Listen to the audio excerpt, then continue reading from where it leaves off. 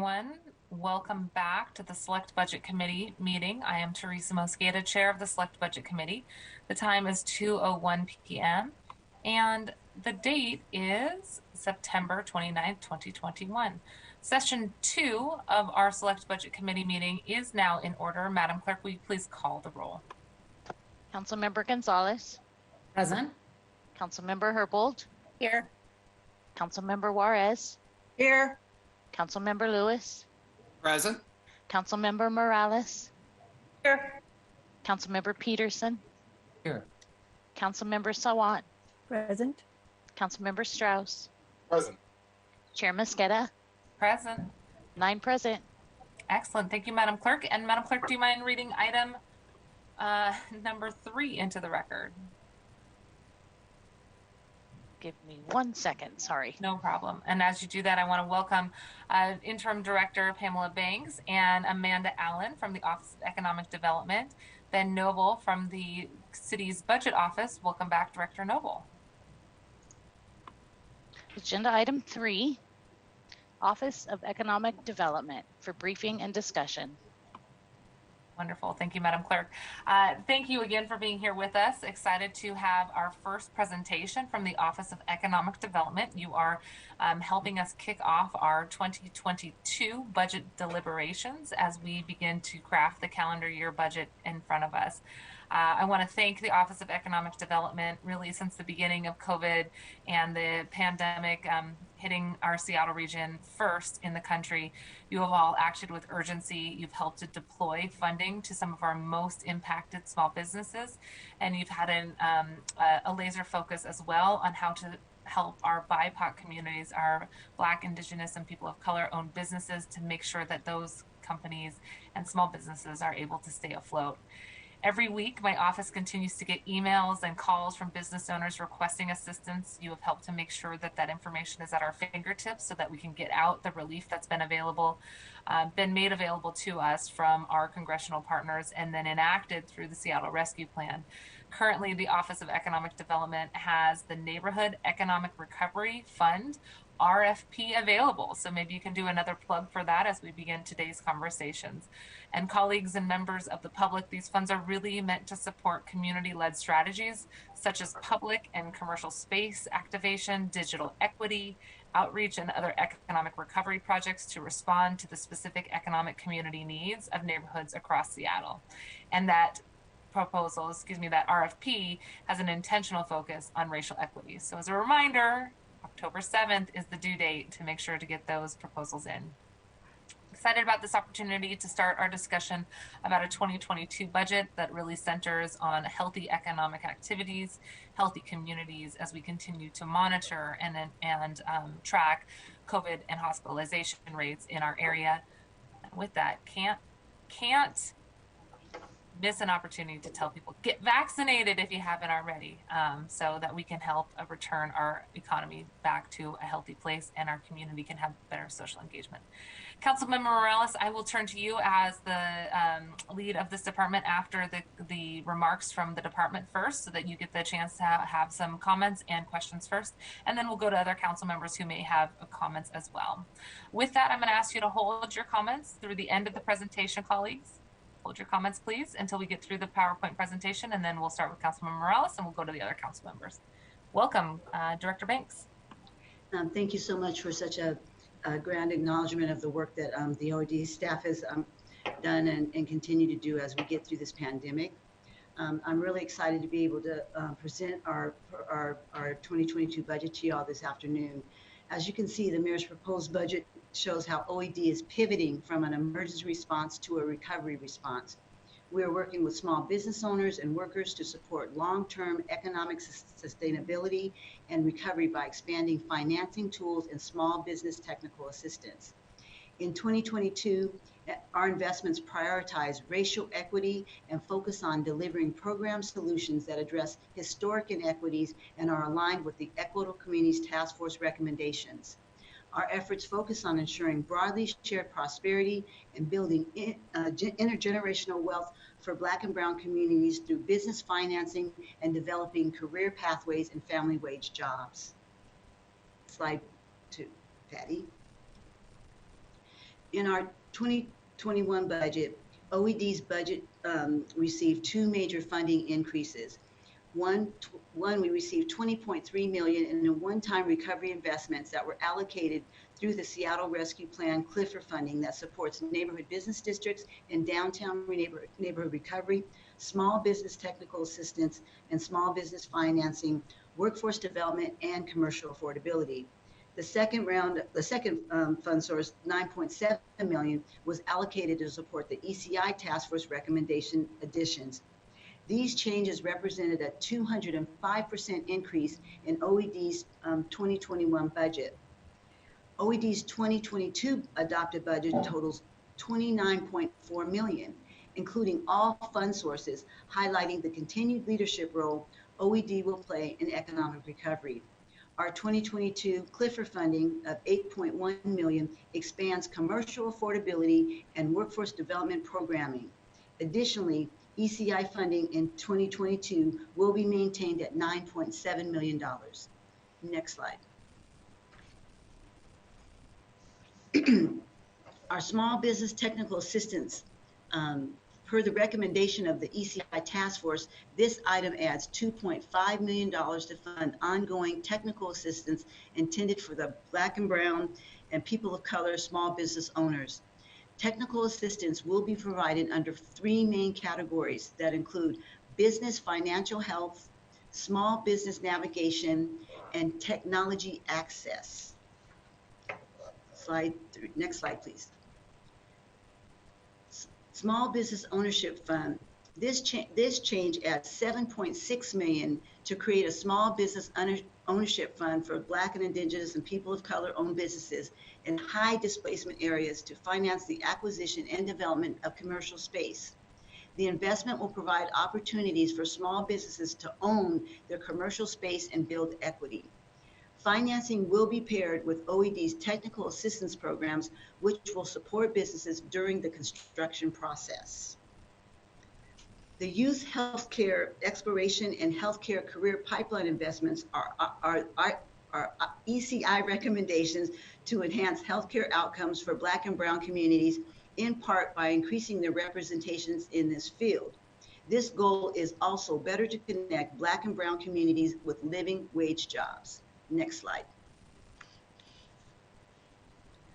The Healthcare Career Pipeline. This $500,000 in support will, and again, this is another equity task force recommendation. It will provide ongoing programming for young Black and Brown people to explore healthcare careers and through actual activities such as internships. The Healthcare Career Pipeline for 1.7 million will support organizations tasked to develop viable career pathways for BIPOC individuals in healthcare careers.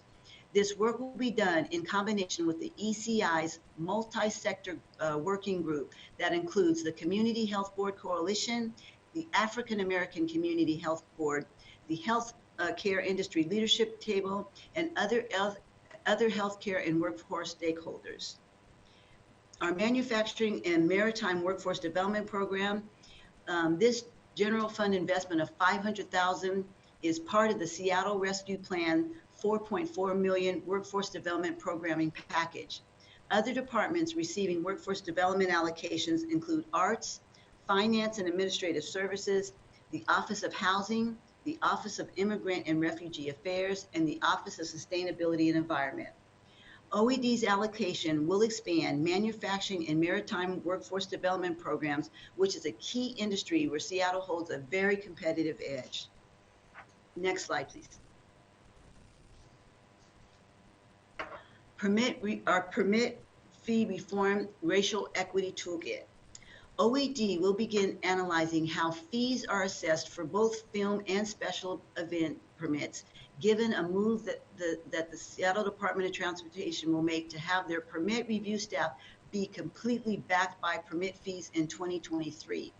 With SDOT staff reviewing plans for the use of the right-of-way, charging for their time, some permittees could see significant fee increases.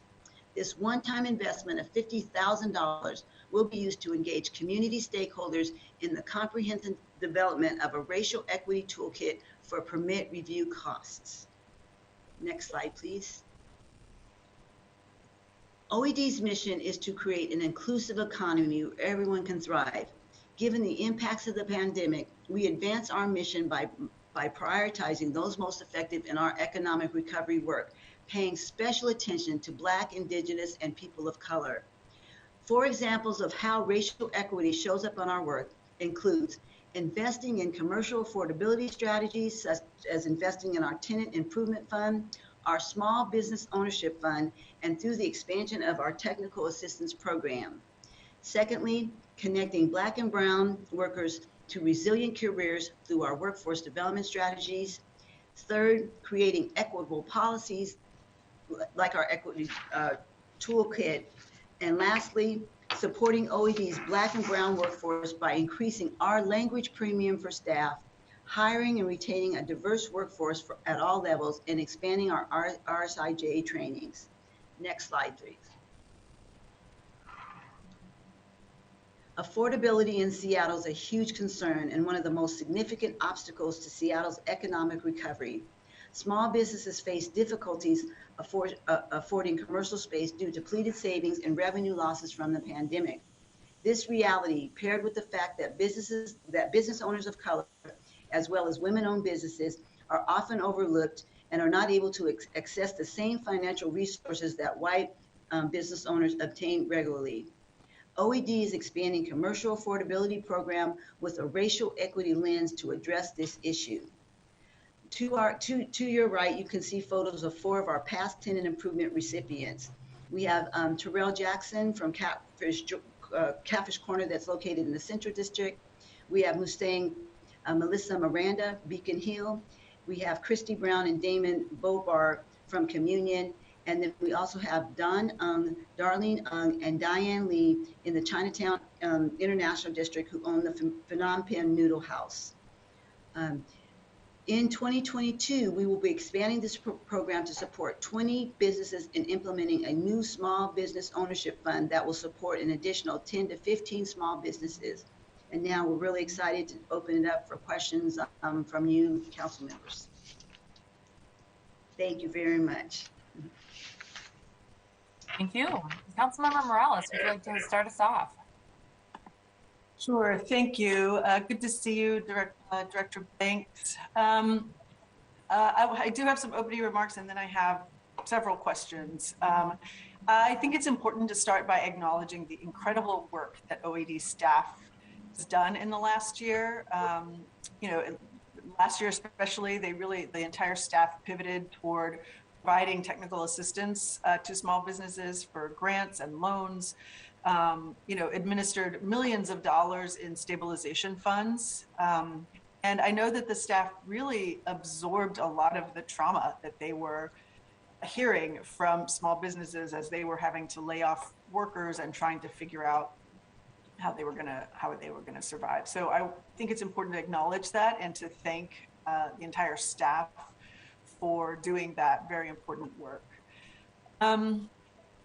I think the reason that was important is because I think as a city, and I can speak for myself, saying that my North Star in this work really is around reducing the racial wealth gap in the city. I think it's an important measure for us to say that we're making an acute difference in the way that our Black and Brown neighbors are able to prosper. So we've talked about different strategies for achieving that. We've talked about Black home ownership, about Black and Brown business ownership, access to capital. All of these things are really important. I think that every city department also has a role to play in that, whether we're talking about the Office of Housing or OED or Planning or Department of Neighborhoods. I think each department needs to be strategic about advancing those goals and about how we're going to measure our progress towards those outcomes. So I do think it's also important to acknowledge that the department, OED, has experienced a lot of transition. Interim Director Banks has been with us for this year. We did lose several workforce development staff but I think even before that transition, it hasn't been clear to me that there is kind of an overall city strategy for what OEDs should be doing. There's not like an overall vision for how to be moving forward in that work. And so I just want to kind of signal before I get to my questions that for all these conversations that we're having with departments during this cycle, I'm going to be asking about what our city departments specifically are doing to achieve the outcomes that we're talking about wanting in terms of reducing racial disparities and making sure there's equitable access to prosperity for our Black and Brown neighbors so that we can start to reduce racial wealth gap. So in terms of my questions for the department, my first set of questions is around the Office of Film and Music. It appears based on the budget that the office is going to be absorbed entirely into OED. It's not going to exist separately. And you know, I'm sure this is going to cause some dismay among the stakeholders who are already frustrated that there hasn't been support from the executive's office to establish a film commission. And then you sort of referenced this, Director Banks. You know, another change is that it looks like SDOT will no longer absorb the cost of film and special event permit reviews. So the city is likely going to have to raise permit fees, as you indicated. And right now, the only real incentive that the city offers to folks who want to film commercials or movies or videos is that we charge $25 a day for film permits for folks who need access to the right of way. And so if OED had proposed to cover those costs in 2022, that might have bought us some time. But this proposal doesn't seem to be included in this budget. And so I'm just wondering if you can share what you think the implications will be for next year regarding the timeline for implementing new fees and what the impact might be on the industry that is trying to find some support in the city.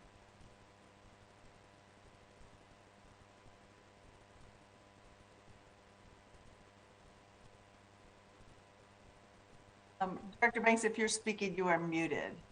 I'm sorry. I was like, thank you for the wonderful acknowledgments to the hard work that the staff has completed in the last couple years. For clarification purposes, the Office of Film and Music was never a separate office. And that led to a lot of confusion in the community. And so that was one of the reasons, like, we're really truly integrating it in saying that it is OED, is part of OED, and adding creative industries into that is another thing that we've been working on. So that's a work in progress for us. But to be very clear, it was never a separate office. We've always it came off like that, and that was very disjointed in the community. And so we've been working on with our communications team on a rebranding effort or integration of that work. On the film and permit side, you are correct. We in the city have been, I'll say, eating the costs, the true cost of what it cost the Department of Transportation to review and the right-of-way film permits, and they are very costly. And because of the COVID, and you know, just speaking with the SDOT staff, they were forced to look at ways to recover some of those costs, and they are in the hundreds. They could be in the thousands of dollars for some of these permits. And so we are definitely working on a permit review process, like I said, using that money to do it in an equitable way. I mean, there's been some suggestions that we have a fund for, say, nonprofits or community-based permits where they could get reduced costs, but really charging the film industry the true cost of what it takes to close down city right-of-way. One thing that I did learn in this process, and that came from speaking to the producer of the last major film that was here, it's going to be tough for Seattle to be considered a film city, or the state for that matter, because we don't have the tax breaks that Hollywood, let's say LA or Chicago or even Atlanta provide the film industry. And that's what drives major films coming into a city, not just, reduced fees on permits, but really tax breaks on what it takes to bring a major production here. So we look forward to working with SDOT, the community, and trying to develop a fair and equitable way to ensure that the permit costs are covered, and that we're not, being inequitable to nonprofits or local film producers that need access to the city right away in that respect. Director Banks, if I can just add a little bit to help to respond to Councilmember Morales' question. I guess a point of clarification, SDOT will be continuing to bear the cost of handling the reviews in 2022. And it will be during 22 that we review with them and with the community how to come up with a more equitable permit review solution. So it won't be an immediate change. This is something that we're going to be looking at next year, and we'll be coming back to the council with permit reforms. Well, I appreciate that clarification, and I do look forward to working with you to see, not just about this particular incentive as it's the only one we have right now, but how we can actively support the film industry that we do have here. Absolutely. So that we can make sure that that creative sector, those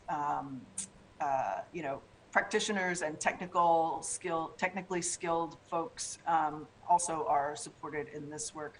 I do want to move on. So there is in your proposal the creation of a new commercial affordability team. It would be very helpful if you could help us understand what the vision is for that group and how they'll work interdepartmentally, given that we have several departments that do development already. Can you just talk a little bit about what this commercial affordability team is intended to do? And if I could ask, if the IT could take down the slides so that we don't have the slide projector. If a council member does have a question related to a slide, we can definitely put that back up. But for the discussion purposes, love to take that down. And then Councilmember Herbold, I see you with a hand up next, so I'm going to just make sure I'm calling on folks after Councilmember Morales, but I wanted to let you know I see you in the queue. Thank you very much, Councilmember Morales. Sorry to interrupt you, Director Banks. No, thank you. Thank you for that. I can't tell you how excited we are about this commercial affordability piece. This is a recommendation that also came out of the ECI task force as a way to create another way for generational wealth to be created for Black and Brown communities. In addition, this commercial affordability program was something that Mayor Murray put out a report in 2016 that I happened to find in this office, and I was like, whoa, this is what we're really trying to do. So in working with the Office of Planning and Community Development, we are really looking at taking this community, the commercial affordability team, and they will be looking at ensuring that when a business is getting ready to open, or that they're in a space, really trying to drive that they're able to buy the actual building or the land under it, and so that it will be generational. So we're doing a deep dive, and we have connected with a CDFI that will have additional funding. So while we can grant or do forgivable loans, this CDFI can actually, we can use our money to buy down the cost of a loan for a property or a business owner to actually buy their property. And this is really, really exciting. I really want to give a shout out to Ken Takahashi, because we were able to open some African American businesses during COVID because of this creativity that he has driven around this program. And so if you take a trip up to 23rd and Jackson, you're going to see several African American businesses that are there because of OED and our ability to provide support and financing for those businesses to actually get open during COVID and thrive. And you saw a couple of them in the slide presentation. So it's about where our other technical assistance programs is focusing just like on tenant improvements, or they're focusing on being able to do facade improvements, things like this. This commercial affordability is really focused on the business owner being able to purchase the business and the property for a long-term creation of generational wealth for their family. So it's really exciting. So, okay, so that's helpful to know. And I think,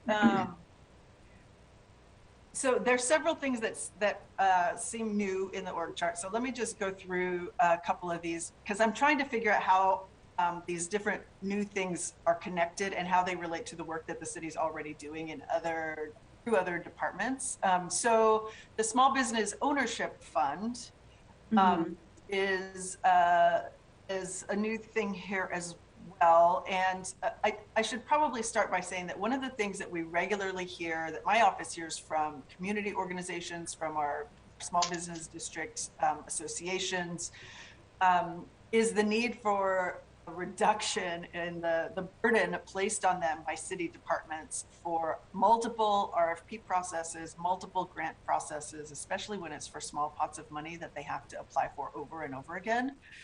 And so I'm worried, frankly, that this is creating a new program and new process,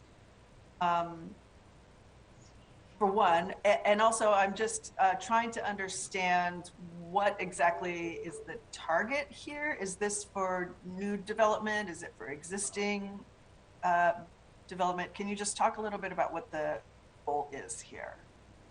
No, so I think what makes this unique is that we are partnering with CDFIs that are already in the neighborhoods that understand that business area, correct? So that's the difference. So we're not creating anything new. What we're doing is we're creating access to capital that before our Black and brown communities haven't had access to, and that's the beauty of the CDFI. So using funding to where they can actually buy down the cost of the loan, but ensuring that if they're taking out a loan too, that they have the opportunity to actually purchase the property. So it can be in a new development, or it can be in an existing structure, right? And that's the real big difference. There's nobody in the city doing this with that focus on generational wealth. So focusing in the equity business districts are definitely focused in the Black and Indigenous and people of color areas.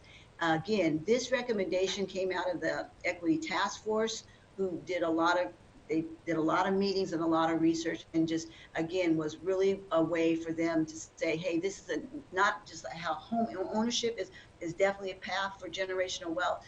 Business ownership is that as well. But how is this different from the strategies with EDI and SIF, for example? That's what I say when I feel like maybe we're creating 2 or 3 or 4 things that are trying to do the same thing. And so I'm just trying to understand. And then after this, Madam Chair, I just have one more question and I'll wrap up. Amanda, will you take that question, please? Sure. And Councilmember Morales, you're referring to SIF, Seattle Investment Fund? Okay. So I guess how it's different from EDI is that focuses really on working with community-based organizations, whereas our focus is really going to be working on working with small businesses, and specifically focusing in on Black and brown small businesses. The Seattle Investment Fund, unfortunately, is winding down its existence. They have a little bit of money left yet to spend, but not that much. And in fact, our budget includes a $90,000 reduction in the contribution from SIF because of the fact that those projects are wrapping up and anticipate to be wrapping up by the end of next year. So unfortunately, that's not a source that we'll be able to turn to in an ongoing way. Okay, just one last question. I'm trying to wrap my head around our workforce development strategy as a city. I think, Director Banks, you mentioned 5 or 6 other departments. I think we have workforce development funding in 7 different departments, and it just doesn't feel like we have a coherent strategy given all those different pieces. Can you tell us if there is an overarching strategy as it relates to workforce development, and how what you're doing at OED connects to what we're doing in all the other departments. So this is a cluster strategy approach that we would call for workforce development. So we're working with the other departments, looking at the key industries piece of it. So what key industries are providing jobs and where we fit in. I am really knowing that the city as a whole, I would love and want to work with you towards this on having OED lead really workforce development, because what some of the other city departments are doing, it isn't the true meaning and sense of workforce. And so I'm looking for in 2022 definitely establishing a clear relationship with our Seattle King County Workforce Development Council, because some of these strategies and some of what I've learned came out of the downtown working group, right, from COVID recovery. So I want to let you know that I had a planning session yesterday with some key stakeholders that work in workforce development, and I'm very excited about the potential of us really blowing up workforce and really everybody understanding the true meaning of what workforce is and what it looks like. But inside the city of Seattle, with this cluster strategy within key industries, I do believe that OED should take the lead in that. And again, we are trying to ensure that we have a workforce in planning, training, opportunity to get in those key industries to ensure that they're there for those jobs in those key industries through this cluster strategy. So there's more to come on workforce development. Okay, and then Madam Chair, I'm sorry, I do have one more question, which hopefully will be brief. So can you talk about, I noticed that you, the Creative Industries Strategic Advisor 2 position is gone, and I'm assuming that's a reflection of some of the other conversations that have been happening between OED and arts, but can you talk about how eliminating that position will affect the work that had been done in collaboration with the arts department? Yeah, it's not gone, it's been reclassed. So we are still going to hire a creative industry strat / program manager. So that is going to happen, and that again, that person again, we have a consultant that we're working with Brian Donahue right now, and we are waiting for some of that work to be finished so that we can ensure that when that position is posted, again, that it's very clear what that person needs, what kind of skill set that person needs. And so we hope to really get that position posted before the end of the year to lead that work. Okay. Thank you, Madam Chair. Thank you, Councilmember Morales. I think that was an excellent example of what we're hoping folks to do during this conversation, recognizing the department's report to and are present in many of the committees throughout the year. This is a great opportunity for those chairs to lead off with the questions. We definitely have a chance to ask more questions at the end, Councilmember Morales, but thank you for initiating the line of questioning today. And Councilmember Herbold, I see you up next. If others are in the queue, I will make sure to give you a call and just raise your hand in the hand function on the side. I'm glad we can be the guinea pigs that this is working. Thank you. Great, thank you so much. You might have just answered one of my questions there at the end. Just as a little bit of background, I think it's really important to recognize that the creative economy study found that here in Seattle, the creative sector drives a full 18% of our city's GDP. That's 4 times the national average. We do have a Washington State Film Incentive Program. It is not as big as that in maybe other states, but we do have an incentive program. And so, I'm really so happy to see that the proposed budget document from OED recognizes that creative industries are among the key industries that OED believes drives innovation. I want to highlight the fact that the OED webpage does not seem to have creative industries listed. And that's new. In the past, under the previous administration, creative industries was called out as a prime economic sector on the OED's webpage. So just wanting to flag that because it's just, I think it sends an inconsistent message that we want to make sure that we're uplifting this particular sector. And so what I thought I heard Director Banks say at the end there in response to Councilmember Morales' question, the Creative Industries Director is included in the proposed budget. Is that accurate? Yeah. Yes, and Councilmember Herbert, I want to say this, that the creative industry strategy work, it builds off our post research that was done with the community, and the community website is under construction. I'm going to I'll tell you a little personal. Our comms director had major surgery, so we're a little bit behind, but she promises it will be done by the end of the year. And yes, we will be hiring a creative industries manager, a strat to moving forward. So thank you for that. Absolutely, thank you. Yeah, thank you. Appreciate understanding that, and as Councilmember Morales said it in her opening remarks, I know folks at OED have been,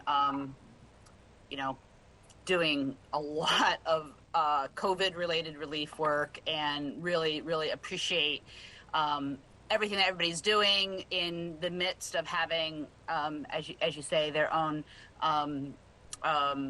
crises to deal with as well. So totally understand, appreciate the acknowledgement that that website as it is now does not really reflect the totality of the business sectors that we want to lift up.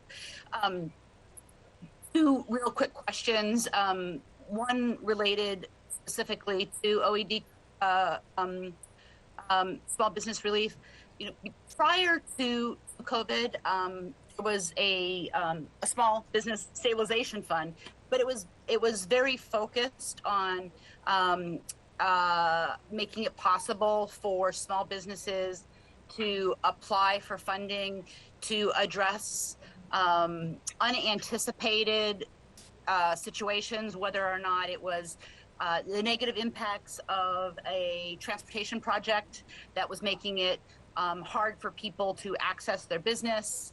The stabilization fund would support those businesses with grants to help them stay open during the period of construction. Similarly, small businesses that were eligible, they were victim of a crime. Somebody, threw a rock through their storefront window. If they're eligible, they could apply for funding to address those unanticipated expenses. And I'm wondering, do we expect we need to be able to have the Business Stabilization Fund pivot back towards addressing those kinds of needs? Not anytime soon. I think for the next year or two, we are going to definitely be focused on recovery. What I can say is through the direct allocations in the business districts, the BIAs, they can use that money to do that kind of thing, the graffiti, the lighting and things like that. So I can get back with you on some further details to answer that question. But for right now, the focus is on the economic recovery, and then using the money that we've done direct allocations to those business districts to have funding around if there's a major graffiti or do it through what they call clean cities and things like that, to ensure that the business district and the businesses that are held in those districts have access to that kind of funding for repair and cleanup. So yeah, you may I wonder. And Amanda sorry. Amanda can I'm so sorry. add to that. No worries. Just a couple of things. In the 2021 budget, we do have an allocation for Small Business Stabilization Fund, and that fund would be used. We're opening an application period, I think later in October, mid-October, and that funding can be used for capital. It's not quite what you're referencing as far as broken windows and things like that, as the original use of the stabilization fund had been developed for. We've definitely, because of COVID and because of the needs that we're seeing in the community, have opened it up a bit wider and allowing people to use it. Obviously, if they're dealing with those extreme circumstances and unfortunate circumstances like you're mentioning, they could use their grant award for that. And it's really intended for operating capital. So hopefully I was able to respond to your question. Yes, you may recall that this fund was originally established back when the SDOT projects were on 23rd South, and where they're sort of phase projects, and one half of the street was closed for a really long period of time, another half was closed for a really, really long period of time, and the small businesses there were really, really suffering because people were just not able to access their businesses. And that's sort of how it started, and then it sort of expanded to also include, unplanned events, like being victims of crime and that sort of thing. And then COVID happened, and now it focused on COVID relief. Appreciate having that additional detail. And I've one additional question, if I may, Madam Chair. If I might just briefly to touch on that previous point, it's important to recognize that on the example of 23rd, one of the challenges we have in this space is the state's prohibition on the gift of public funds. So it's not easy. Money we use. Exactly. Yeah. So federal money. So one of the reasons we've been able to do this under COVID is that that's a specific federal target, federally target of the federal dollars. So I'm not acknowledging that this isn't an area of interest, and one that candidly that constraint can be frustrating, but it is a real constraint on the city's ability to assist in these areas. So I just wanted to highlight that point. Thank you. Yeah. I mean, I think it was a good use of those CDBG dollars. It did create some frustrations, though, because it created a need for businesses to be income eligible to access them. And so that meant a lot of businesses who had impacts weren't eligible to, but it was still better than nothing. And one of the reasons it worked in the 23rd example is that was an area that was federally eligible geographically, and that isn't necessarily true of all the areas that are impacted. Right. So again, it was a bit of a one-off, recognizing that the precedent could be one that was going to be hard to manage, but we also felt at the time it was necessary. And then, Madam Chair, may I ask my last question? Thanks. Shifting over to the fits and starts efforts around legacy businesses. We were on the verge of launching a legacy business program when COVID hit. Really appreciated the commitment of your predecessor, Director Lee, in helping with a very small number of dollars begin the efforts to create a meaningful program. I understand that the $60,000 in the proposed budget is set aside to reactivate the legacy business program, but there's also a note that funding might be put towards an alternative best suited to small business needs. Wondering if you could talk a little bit more about how this decision will be made and whether or not there are other specific services under consideration. Amanda will take that. She was there before me. It's a great question, Council Member, and I think the main thing that we're looking at as we're rolling out all of these new investments is really looking at what the greatest needs are in the community and responding to those who are most impacted by the pandemic. And so I think at this moment, the intention is, given all the other investments, to be able to move forward with the legacy business program. And we didn't want to falsely promise anything to the council, wanting to be able to spend some time to really look at the investments that we have and how we can get that out the door and serve those most impacted. So there's not a formal test to be administered to say that, if we meet this threshold, we'll definitely move forward with legacy business. I think we just need a little bit more time to look at how we can best serve those most impacted. Thank you very much. Any additional questions, Councilmember Herbold? We do have about That'll do for now. Okay. Thanks. It's something I've been trying to plug along. I think folks know since day one of my first term. And legacy businesses don't just mean businesses, for our purposes, don't just mean businesses that have been around for a long time. The program that we've been working on developing are specifically legacy businesses that are considered cultural anchors. They're small businesses, and they're businesses that we want to value because of their cultural contribution to the city, not just they've been here for a long time. So I think there's a lot of alignment, even in COVID recovery, around wanting to have some focus on these kinds of businesses, and I'll just leave it there for now. Two of the council members asked questions about the creative industry positions, and I just want to be clear that we're all on the same page. So OED in 2021 had a creative industry director and which was a strategic advisor 3, and a creative industry advisor, which is a strategic advisor 2. So what we're proposing with the 2022 org chart is that we would take that creative industry 2 advisor position and reallocate it as a manager over that role.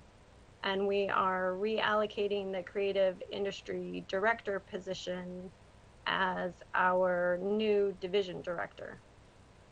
And that division director position is one that we really feel strongly we're going to need, particularly given the level of investment that OED is seeing currently and will continue to see into next year, where we have 100% increase from this year to next year, 200% increase this year, with a lot of those funds carrying forward, and just really needing additional leadership and oversight over that work that we're delivering on. Hope that's helpful. Thank you very much. Okay, Council President Gonzalez, you are up next. Thanks. Shifting gears a little bit, I wanted to ask some questions about the workforce development aspects of OED's proposed 2022 budget. And specifically, I was wondering if any of the investments in that area, specifically related to career exploration, are being connected to our Seattle Promise program, and if so, how?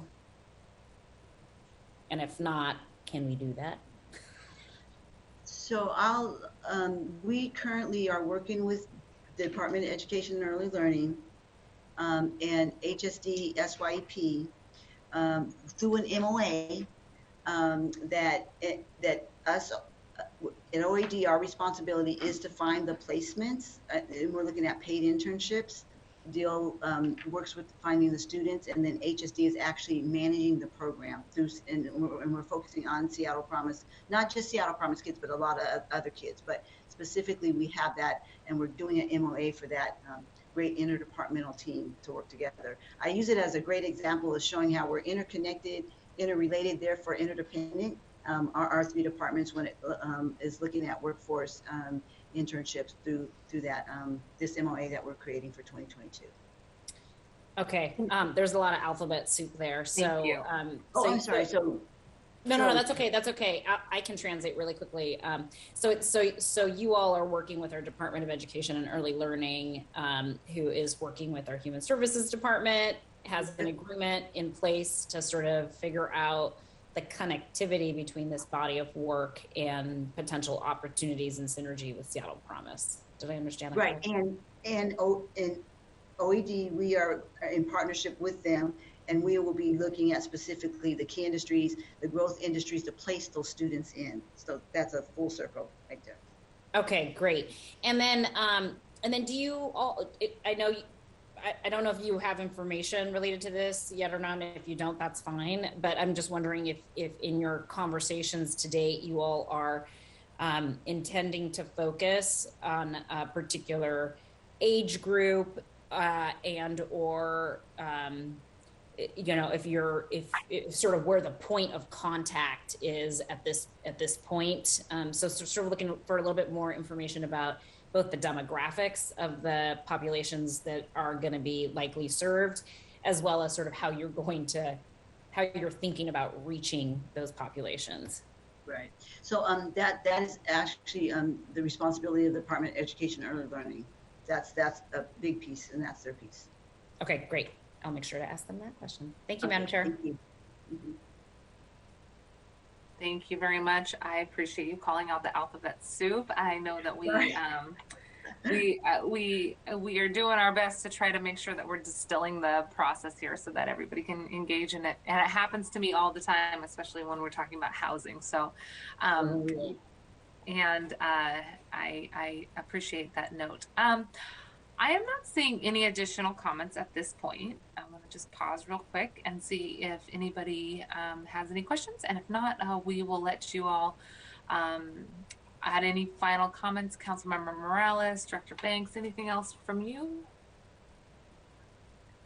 No, I just really want to thank you for the opportunity to present, and I'm really looking forward to leading the department in 2022 as we focus on economic recovery. There's just so many great staff here, and I really appreciate the acknowledgement that you have given them today, because they have been working, 24/7 to ensure that we are first was responsive, getting that immediate money out, and now being very thoughtful and creative on how we can ensure that the money that goes into our community, it is sustainable. It is going to really address income inequality and really impact generational wealth for our Black and Brown and people of color communities. So thank you for the opportunity, and we look forward to working with you in 2022. Appreciate it. Thank you for your work, and thank you to the entire team at OSC. Appreciate, OED, and all that the Office of Economic Development does in the community and within the office. So thanks so much. We are going to go ahead and see you at the next juncture, and we're going to move on to item number 4 on our agenda. Madam Clerk, can you please read in item number 4? Agenda item 4, Office of Sustainability and Environment, for briefing and discussion. Excellent. And this is where we get to OSE. Welcome, members of the Office of Sustainability and the Environment. Today we have with us Michelle. Welcome, Michelle Caulfield, Interim Director. And we also have Jenny Brown and Alberto Rodriguez from OSE. Again, we have with us Ben Noble, and I did want to acknowledge Julie Dingley had also been with us in that previous meeting. If folks do have questions for Julie as well, she was on the line. Excited to be here, and this is really an opportunity for us to talk about efforts to address climate change and the way in which the city is responding, and hopefully being proactive as we respond to the changing climate that has been manifesting in a very visible way in our local community over the last few years and even before that. This is part of the reason why Jumpstart Seattle allocated 9% yearly towards addressing Green New Deal investments starting in the year 2022. And these investments were intended to be driven by Green New Deal's Oversight Board, which the council prioritized last year in our budget. The Jumpstart Green New Deal investments are intended to be additive to the city's existing climate investments. And as we go through this presentation, I know that it will be helpful to members of the public and members of this council to identify how the Green New Deal investments align with the priorities of the Green New Deal Advisory Board, and number 2, how they are additive to existing programs and investments. Colleagues, again, I'm going to ask you to hold your comments until the end of the presentation from OSE, and then I will turn first to Councilmember Sawant, who has OSE under the purview of her committee, for some comments and questions first, and then we'll turn to other additional council members to ask their questions. So please do hold those comments, and welcome again, Director Caulfield. Thank you so much for having me. You can hear me okay? It's great to be here. I'm pleased to be able to share some highlights from the Mayor's 2022 proposed budget for the Office of Sustainability and Environment. I may say OSE for that, but I will try not to use any alphabet abbreviations. Again, I want to thank team members Jeannie and Alberto for being here with me today. And also just want to give a shout out to the entire OSE team. They've really done extraordinary work over the last year, and actually more than the last year, in a really challenging time for all of us. We're a small 31 person but mighty team, and I'm just so fortunate to be here and work alongside such a dynamic and committed team of people. I also wanted to thank you council members, for your support in last year's budget. You helped identify some key climate hires to move forward, and I wanted to say that that has really enabled OSC to have some capacity to sustain really high compliance in our two building energy mandate programs, energy benchmarking and building tune-ups, still at hovering and on track for about 98% compliance rates. We've been able to provide a lot of great technical support during this difficult time. And as you already talked about, Councilmember Mosqueda, just kicking off in earnest the Green New Deal work in Seattle. So we have a Green New Deal city team up and running, and we have a Green New Deal Oversight Board team up and running as well. We can go to the next slide, which is an overview of OSC's, the changes between the 2021 adopted budget and our 2022 proposed budget. There's overall a net addition of about $1.3 million from the 2021 adopted budget. And our budget includes general fund appropriation as well as appropriations from the sweetened beverage tax and some new adds from the payroll tax, which we'll walk through in a bit. I think I just want to note, we've all been adjusting and adapting and doing different things during this COVID crisis. So some of the differences you see between the 2021 adopted and revised and some of the red that you see in 2022 proposed is some backing out of COVID-related emergency feeding with the emergency grocery vouchers program, as well as some investments with Seattle Public Schools around healthy fruits and vegetables to families with children in schools. So those have been backed out at this point, and moving forward, we've got essentially a baseline budget for OSE with some new investments to deliver on our climate justice priorities, which I'll walk through each investment by investment next. We can move to the next slide. And this is kind of a big highlight of some of the notable additions that we'll be talking about. I want to just note, as our city continues to really grapple with COVID-19 and respond to a lot of complex community challenges, as Councilmember Mosqueda pointed out, we are seeing the harmful impacts of climate change. We're seeing extreme heat events. We're seeing wildfire smoke, drought, and flooding. And so we're really excited that the mayor's proposed 22 budget features some new investments to really accelerate climate action, to support community resilience, to spur clean energy opportunities for those harmed first and worst by the pandemic, as well as the climate crisis. So in particular, key additions are focused in two climate justice areas. The first is the Duwamish Valley program. So this is a place-based environmental justice and equitable development partnership with community. And OSC's budget includes $2.4 million as part of a larger citywide investment package, just over $8 million, to really deliver on the promise of the Duwamish Valley Action Plan. And the second area is, of course, Seattle's Green New Deal. This is really exciting to get this work off the ground and up and running after several years' time. This is a community partnership, community-led call for action, immediate action to transition Seattle away from fossil fuels toward renewable energy, and to do so by investing in impacted communities and clean energy jobs. And so OSE's budget includes an addition of $3.7 million as part of a $14+ million Green New Deal investment package. I also wanted to just note, this is not in OSE's budget, but part of the mayor's proposed budget includes $6.5 million in unallocated Green New Deal funds for recommendation by the Green New Deal Oversight Board, which is a 19-member board that was established by city ordinance, and that board is up and running, so that money will be ready for recommendation when they're ready for that. I want to also just note here at the end briefly, the OSC's budget continues to support some of our core programs that we run, and some of those are highlighted here below.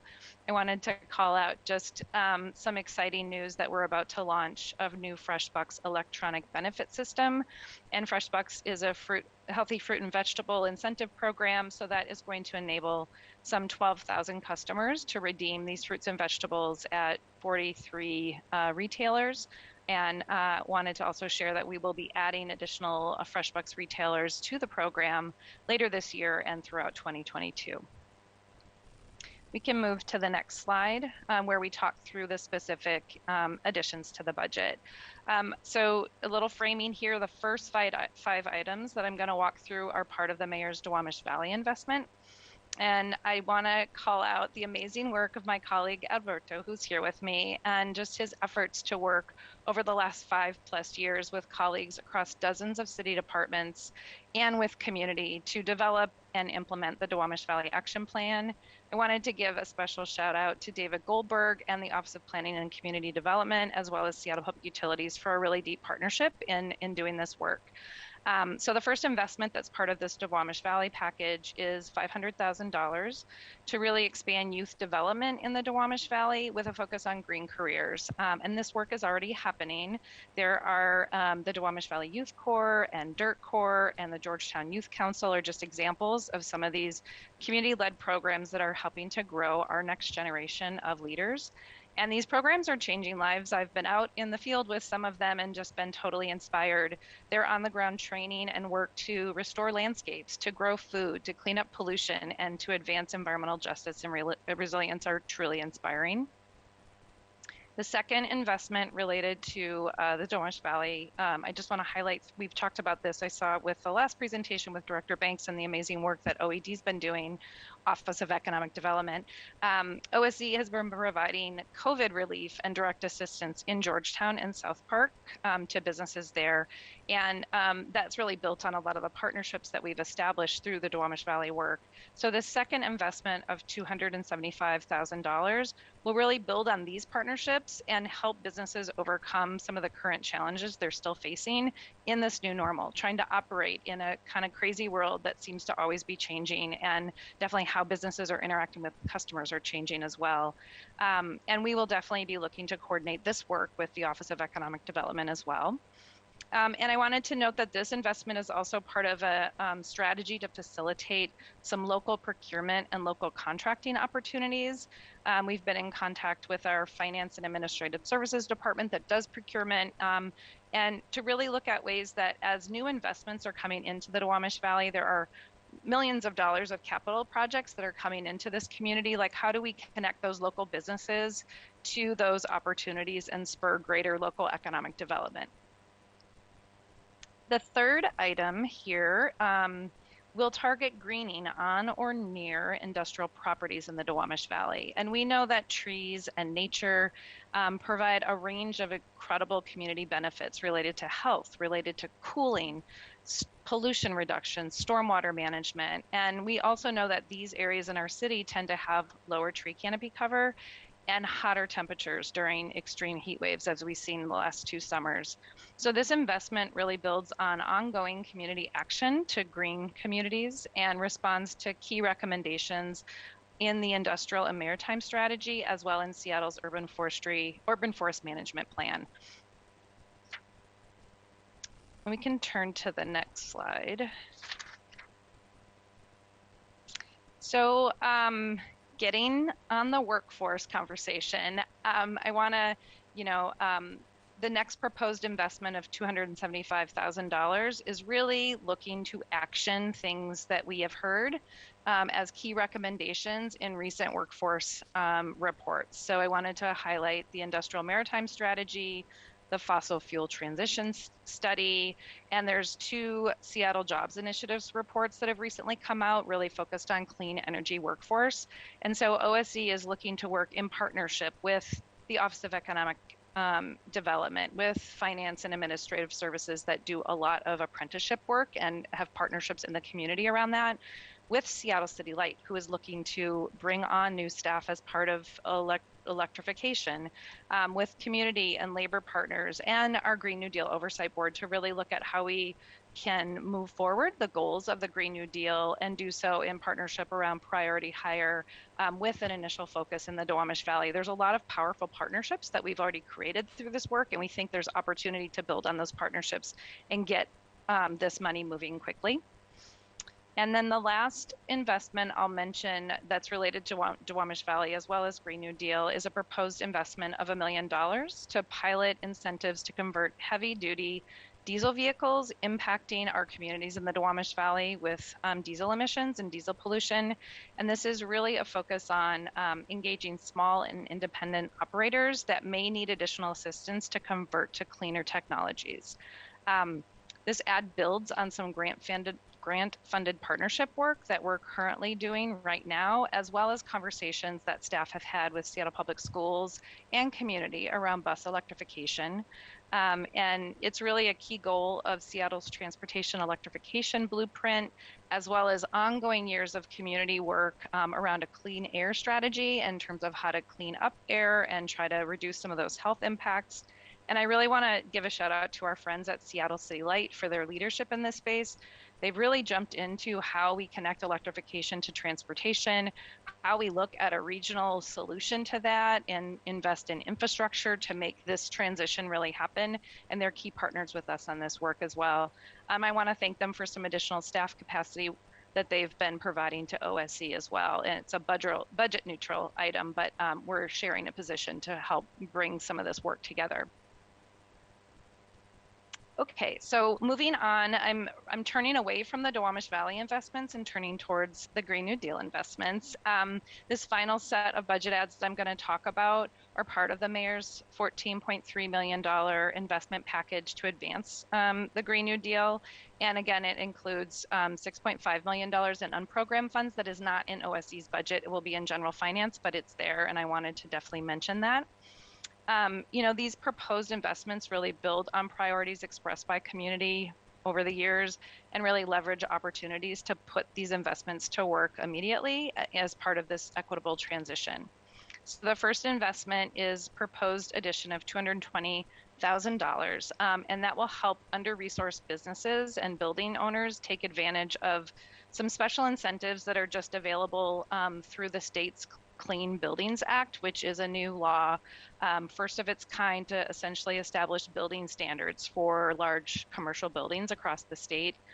OSE, through the benchmarking work and the tune-ups work we've been doing, we estimate there's about 1,000 buildings in our city that will need to make energy improvements in order to comply with this law in the coming years. And so OSE's keen on working in partnership with Seattle City Light and with community partners to engage some of these under-resourced businesses, some of them community-based organizations, some of them providing critical community services in disadvantaged communities to really leverage these early incentives available before the regulation kicks in and help them, one, comply early, and two, even go beyond compliance towards electrification. We can move on to the next slide. There's just a few more to walk through. So investment number 7, this is a proposed investment of $200,000, and this will fund heat oil conversion rebates and provide some targeted engagement in BIPOC, Black, Indigenous, and people of color communities and historically disadvantaged communities. Our proposed ad in OSE of $200,000 is part of a $1.7 million ad, and the other 1.5 going to the Office of Housing for the low income conversions piece of this full investment. And this one-time funding is really designed to keep us, the city, and our program on all of us on track with providing funding, essential funding to help residents convert from dirty oil to electric heat pumps, thereby reducing carbon pollution and providing comfort and cooling. And it's really designed to provide gap funding as we have delayed the oil heating tax during the pandemic. Investment number 8. So this is the Environmental Justice Fund, and I want to just say a key guiding value of our climate justice and environmental justice work is investing in impacted communities to lead on solutions. This has been a really successful grant program that we've had in place for several years. And this proposed ad of $550,000 will sustain a 2021, this year, tripling of the Environmental Justice Fund. This was a really exciting opportunity for us, and that was a recommendation of the Equitable Community Investment Task Force. And I just want to say the demand for funds like this is very high. OSE just closed the Office of Sustainability and Environment just closed the 2021 grant round and received 45 proposals requesting well over $2 million for the $750,000 that's available to disperse. And then the last investment I wanted to highlight is one that it really leverages $1 million of COVID relief funds for clean energy training scholarships. We know that BIPOC communities, Black, Indigenous, and people of color communities are disproportionately impacted by the COVID recession, but also the climate crisis. And the recent Seattle Jobs Initiative report that I mentioned earlier really underscored the need for educational and training pipelines to prepare workers and diverse workers for the growing sectors in green construction, in building operations, and in electricity production. And so this funding would provide scholarships for training and career prep. And OSC will definitely work closely with our partners, Seattle City Light, Finance and Administrative Services, as I mentioned, the Office of Economic Development, and a number of workforce partners to put these resources in the hands that people who need it most immediately.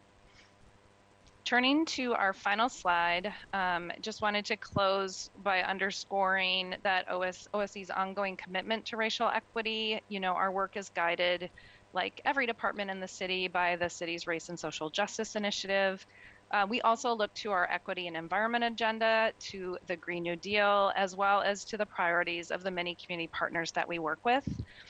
Approximately 90% of the budget adds I've just walked you through will directly benefit community in reducing fossil fuels, in accessing clean energy jobs, as well as making strategic investments in the Duwamish Valley, and that's a community that has been disproportionately harmed by fossil fuel driven industrialization for more than a century, and is definitely one of the most vulnerable areas in our city to the impacts that we're seeing today from climate change, from the climate crisis. So heat and sea level rise and flooding. And then in our office, as we're really deepening our environmental justice work, our office is prioritizing, diversity, lived experience, connection to impacted communities, to really bringing those voices into our office.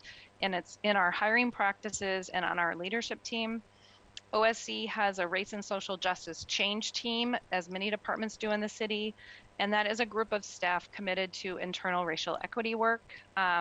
And they've been engaged in our hiring practices, in all of our hiring in the past year, as well as in our 2021 or 2022 budgeting, and facilitating a learning culture within our office, a racial equity learning culture. We have caucusing that we're doing as well. So I want to note that our proposed budget for 2022 restores some minor but important previous cuts to our budget to support training and professional development. So we'll be investing those in continued racial equity learning and continued team building. And that is the end of the formal presentation. I look forward to a conversation. Thank you so much. Thank you very much for walking us through this presentation. And I know there's a few questions. I'm going to start with Council Member Sawant as chair of the committee that deals with environmental justice. I will turn it to you first for comments and questions, and then we'll take questions from other council members. Thank you. Thank you, Michelle, and to all the staff at the Office of Sustainability and Environment. I first wanted to just acknowledge all the work that has been done by community members, by the environmental organizations, also by members of the labor movement, to help us establish the Green New Deal Oversight Board. And that was one of the most important tasks that the Sustainability and Renters' Rights Committee took up this year. And I think that the individuals who've been appointed and as a group, as a board together, I think they are very serious in their commitment to help address climate change. And so I think I'm hoping that the role that they will play will be akin, if not even more important, to akin to the role of the City of Seattle Renters Commission, who've played a tremendous role in helping to push forward renters' rights. So I'm really looking forward to the work from the Green New Deal Oversight Board. And most importantly, I'm hoping that the Green New Deal Oversight Board will bring in more and more important ideas on how we can really emphasize that climate change will not be addressed unless the labor movement is helping to lead on it. And we have to bring in the question of just transition front and center, and not just talk about it, but actually bring in ideas for how Seattle can do that, for example, as a starting point. And I wanted to thank everyone in the City Council Central staff, and also my own staff members who did a tremendous amount of work in order to help establish that board. And we're really glad that it is finally staffed now after some obstacles. But having said that, my questions are all, and also just to actually give an example of what impact the Green New Deal Oversight Board can have. As council members have heard from my comments at Monday morning briefings, one of the pieces of legislation that my office has in the works alongside the environmental justice community and also some of the members of the Green New Deal Oversight Board themselves is the divesting from insurance corporations that are involved in fossil fuel projects. I mean, that alone is not going to go far enough. That's important, but it's an example of what more needs to be done. And I really appreciate the information on the funding of various programs in your presentation, and each and every one of those programs is extremely important. And my office will have more questions on the specific programs and funding of specific programs as the days go by, as we look more into it. But right now, my question is more about how well Seattle is doing in terms of addressing the existential threat to life on our planet, because this is, it's not, it wouldn't be correct for us to just simply see as, oh, we are increasing the budget compared to next year. That's important, but I think the most crucial question here, given how existential of a threat we're facing, is what is the funding going to look like in the next year compared to where it needs to be in order to deal with the scale of the problem. So I think it's really crucial that we frame it that way. And then I think that all of the work of the Office of Sustainability and Environment, in my view, should be framed from that standpoint, like what is the scale that's necessary and where we are. And I'm really putting a fine point on it, not only because obviously as internationally we are nowhere on track right now. In fact, things are getting worse on some measures, but also with specific reference to Seattle. The Office of Sustainability and Environment staff will remember in the 2018 greenhouse gas inventory report, which is, I believe, the most recent report we have. And of course, if we have an updated report, then we should be looking at that. But the Sustainability and Renters' Rights Committee looked at that report from in the presentation that you all did in our committee. And I know we talked about this in committee, and this will be a recap of that. There was, we had a whole discussion on this, but especially poignant to me, and I'll never forget this, was the graph that we looked at, where the city's target for greenhouse gas reductions, we looked at the target for the greenhouse gas reductions and what has actually happened with the emissions. And what I remember, and I think, Michelle, you had already taken charge then, so you were part of the conversation, I think. What looked like a precipitous cliff, so the line of what has actually happened was basically flat. And so if we are to meet the targets of 2030, then what we need to achieve goes steeper and steeper. In other words, in order to catch up from where we haven't gone, actually, we will need to do much, much better. And in fact, on some of the metrics, actually, things slid back, which is extremely worrisome. So, that's my reference point for all of this. And then, so most of the questions that my office will have for the rest of the budget process, as far as the Office of Sustainability and Environment is concerned, it will be sort of from that standpoint. But specifically on the building weatherization funds, I know you mentioned that most of the building weatherization funds from the big business tax that was approved last year is generally budgeted to the Office of Housing. You had some numbers on this, but I was wondering if you could, if now or later, give an overview of the Green New Deal programs, if possible, including the programs that operate through the Office of Housing, and how the scale of the existing programs and the proposed additions to the funding, how all of that compares with where Seattle needs to be on track to have the weatherization component to make the city carbon neutral. I'll stop there for now. Thank you. Thank you so much for that. And we'd be happy to come back and probably meet with the Green New Deal Oversight Board as well and present some of that information as a package. I wanted to let Council know too that when the mayor's 2022 budget was announced, we sent a very specific table to the Green New Oversight Board to let them know all of the investments that were part of the payroll jumpstart funds. So they had it all in one place. And I will say that, yes, the Office of Housing has at least the funding for the oil heat conversions, if that was what you're talking about, or just weatherization as a whole. But the funding that OH will be getting is the gap funding until the oil heat tax comes into play. And when the tax comes into play, there's essentially a projected budget to try to cover the conversions of the 1,000 or so homes that we believe fall within the low income range that may still have oil heat, although we don't have all of the specific data that's from the utility discount program data. And I want to thank you for all your comments. I loved, that was like my first week on the job, I think, when I came to present at your committee. And I do remember those tables as well. It was like 17 times faster than the current rate of reduction, or 23 times faster than the current rate of reduction. So that is where we are. And I just want to say that is why I think this is a really exciting time. And you are right to thank all of the community that has been working long and hard for this, and for council, and for our team at OSE, and for the mayor to be prioritizing this. I think we're really ready to take some bold action to address the climate crisis.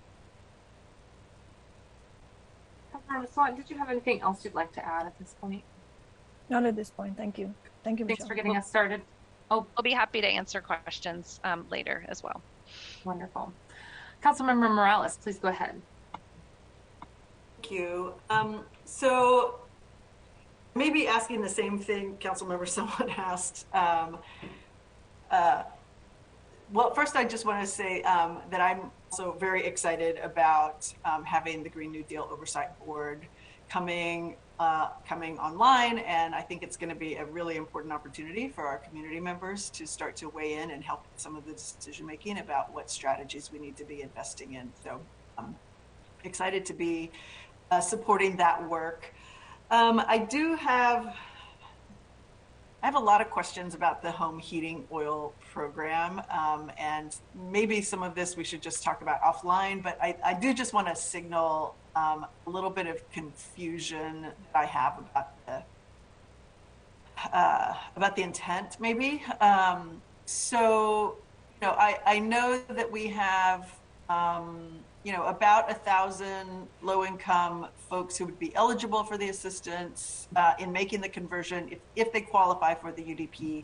But my understanding is that the greatest burden is likely to be on people who have a fixed income, i.e. seniors, who may not necessarily be low income.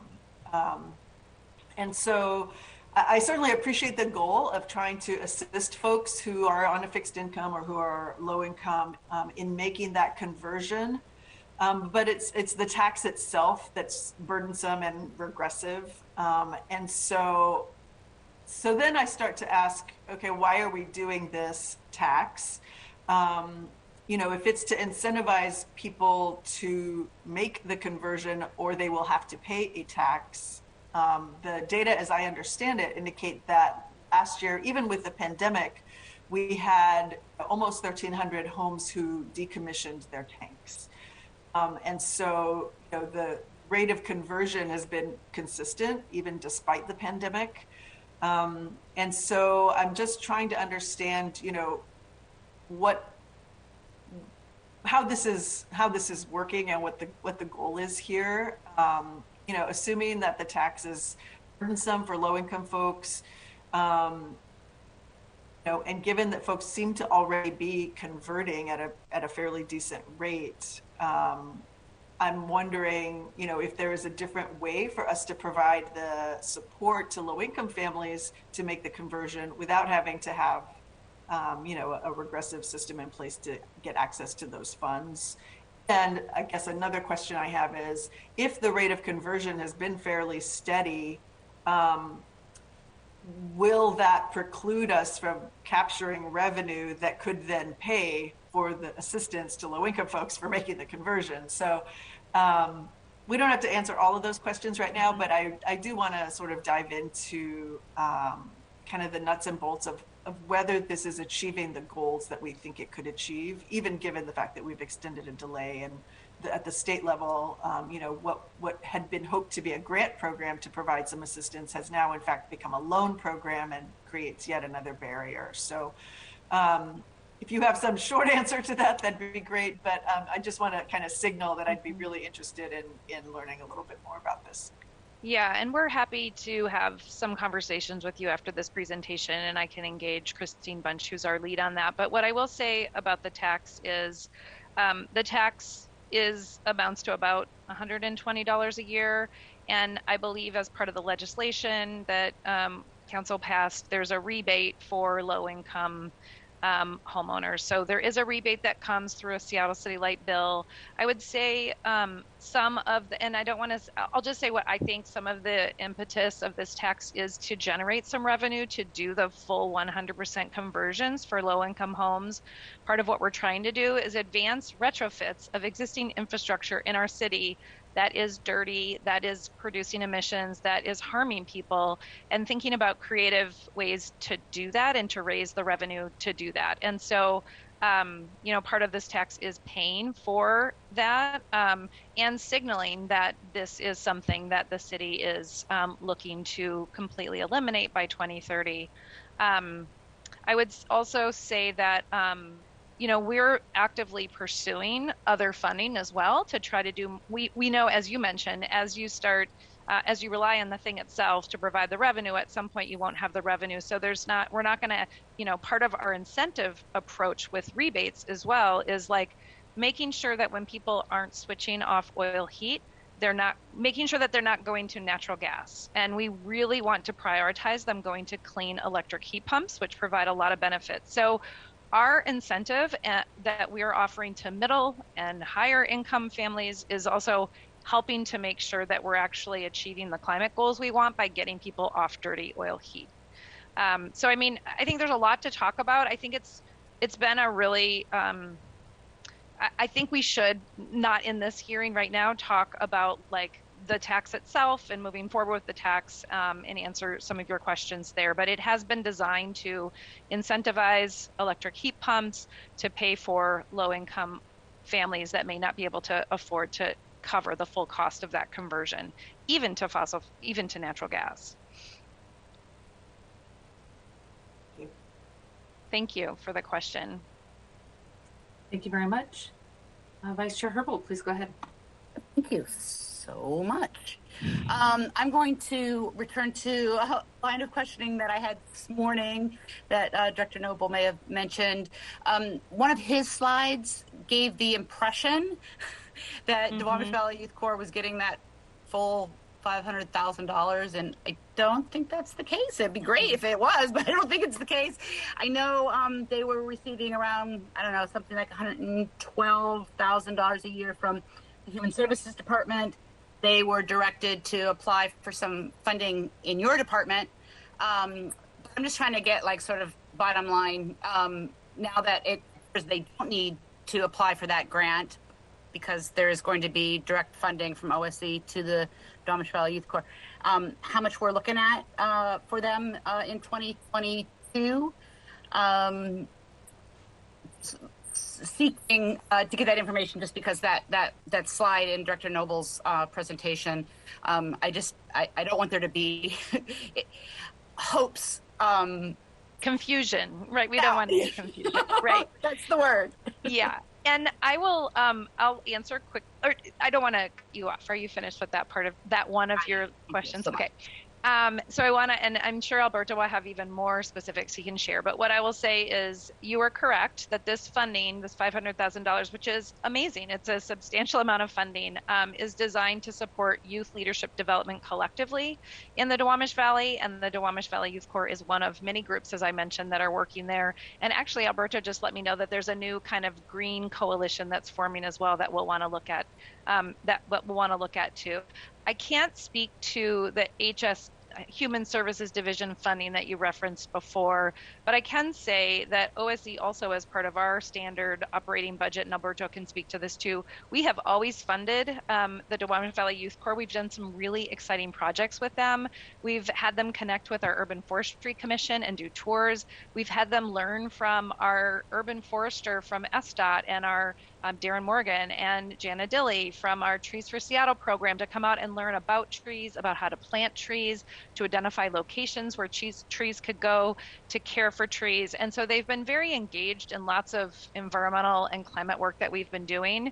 And so we've always funded them. I mean, as long as I can remember. I can't say specifically about they were directed to apply for funding to OSE. I think Alberto can talk about that. But my understanding was at some point there was a situation and they were looking for funding. And so I know our staff identified, here are the different city resources available that you could actually apply to that could support the kind of work that you do. And I think I'll say right now that I don't, at least in my mind, have a specific amount that goes to each organization. This is something that we want to look at, working with these organizations to look at what's their current capacity, what's their current plan, and how do we look at supporting youth leadership development in kind of a comprehensive and equitable way in the Duwamish Valley. The problem I'm trying to solve, or trying to work with you to solve, is that they lost $112,000 in funding. Got it. And if now we're turning away from HSD to OSE, I just want to get a sense of how much they can expect to be funded in 2022 to make up for that huge loss from the HSD funding. Okay, thank you. I understand. Alberto, is there anything more you'd like to add to my response? There's just a couple of really fine points, and thank you for that question, Councilmember Herbold. The way, as Michelle mentioned, I'm just going to echo that, is that I don't think we have a specific number. You know, these are very new news, and the budget has not been approved by council yet, so we cannot put a final number to that support. But our vision actually is to meet the needs that in that funding gap that they had after, since they're not going to be funded by HSD.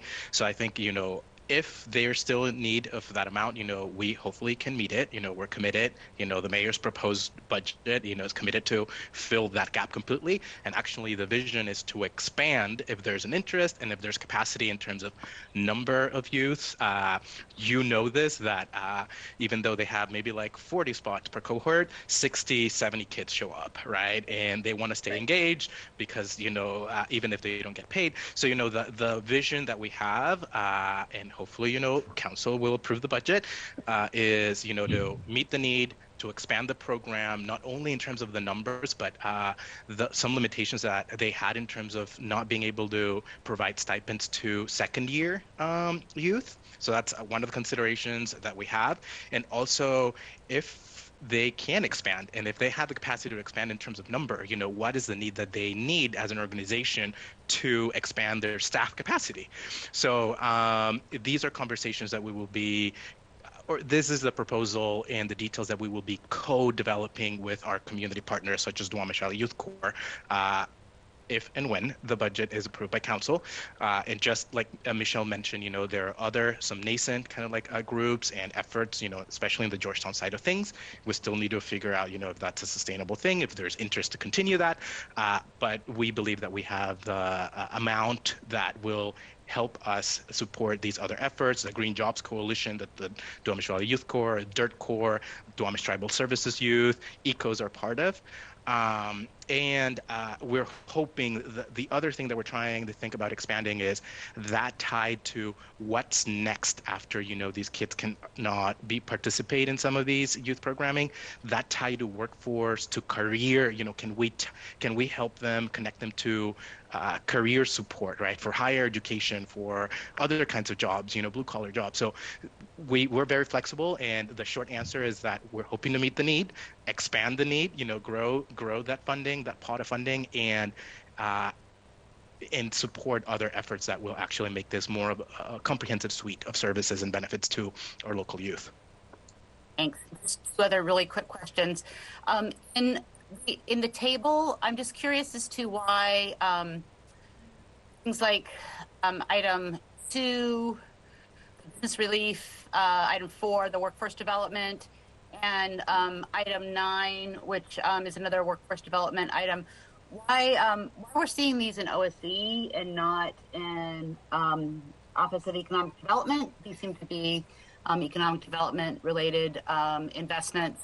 And then finally, another question that I'd asked earlier this morning, would just love to know a little bit, and if it's not developed yet because it's a concept without implementation finally tuned yet, would just like to know a little bit more about how the rebates for heavy duty electric vehicles are going to work. Like how are we going to make sure that they're going to vehicles that are traveling through neighborhoods where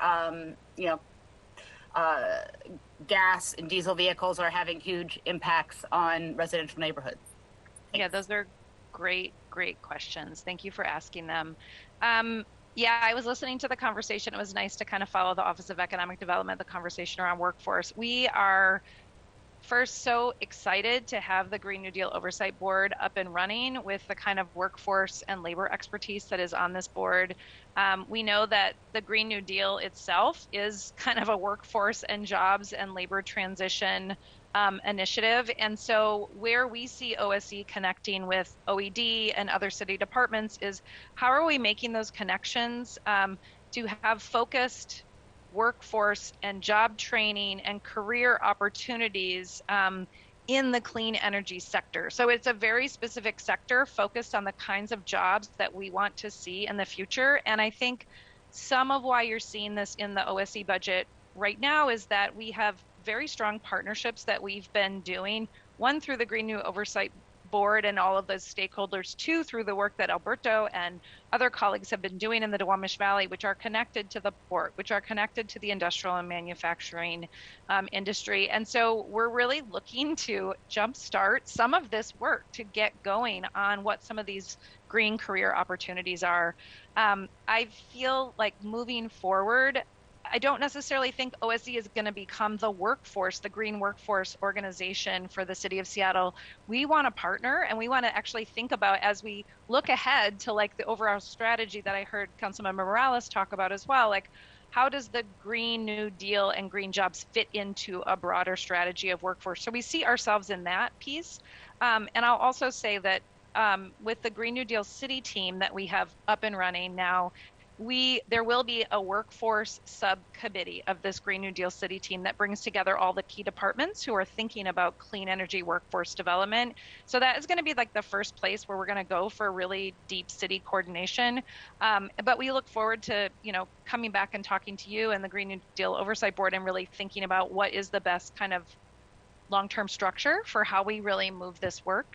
I'll also mention that we have, through our work, through like the buildings work that we've been doing and through our municipal energy efficiency program work that we work with capital departments on, we've been creating very strong partnerships between South Seattle College and they have a sustainable building technology program. And so we've had for the last 3 years students that are part of that program who are actually going out and doing assessments in buildings, who are actually learning how do our mandates work and how do we actually like work with these businesses on achieving the compliance goals. And this is all part of like job training and preparing them for these jobs that we see are only going to grow when we see more and more standards, more and more mandates for retrofitting fossil fuel, natural gas, inefficient buildings and changing them to be electric. So the investments that we're making to address our climate goals need to be connected to the investments that we're making to create jobs. And that is the connection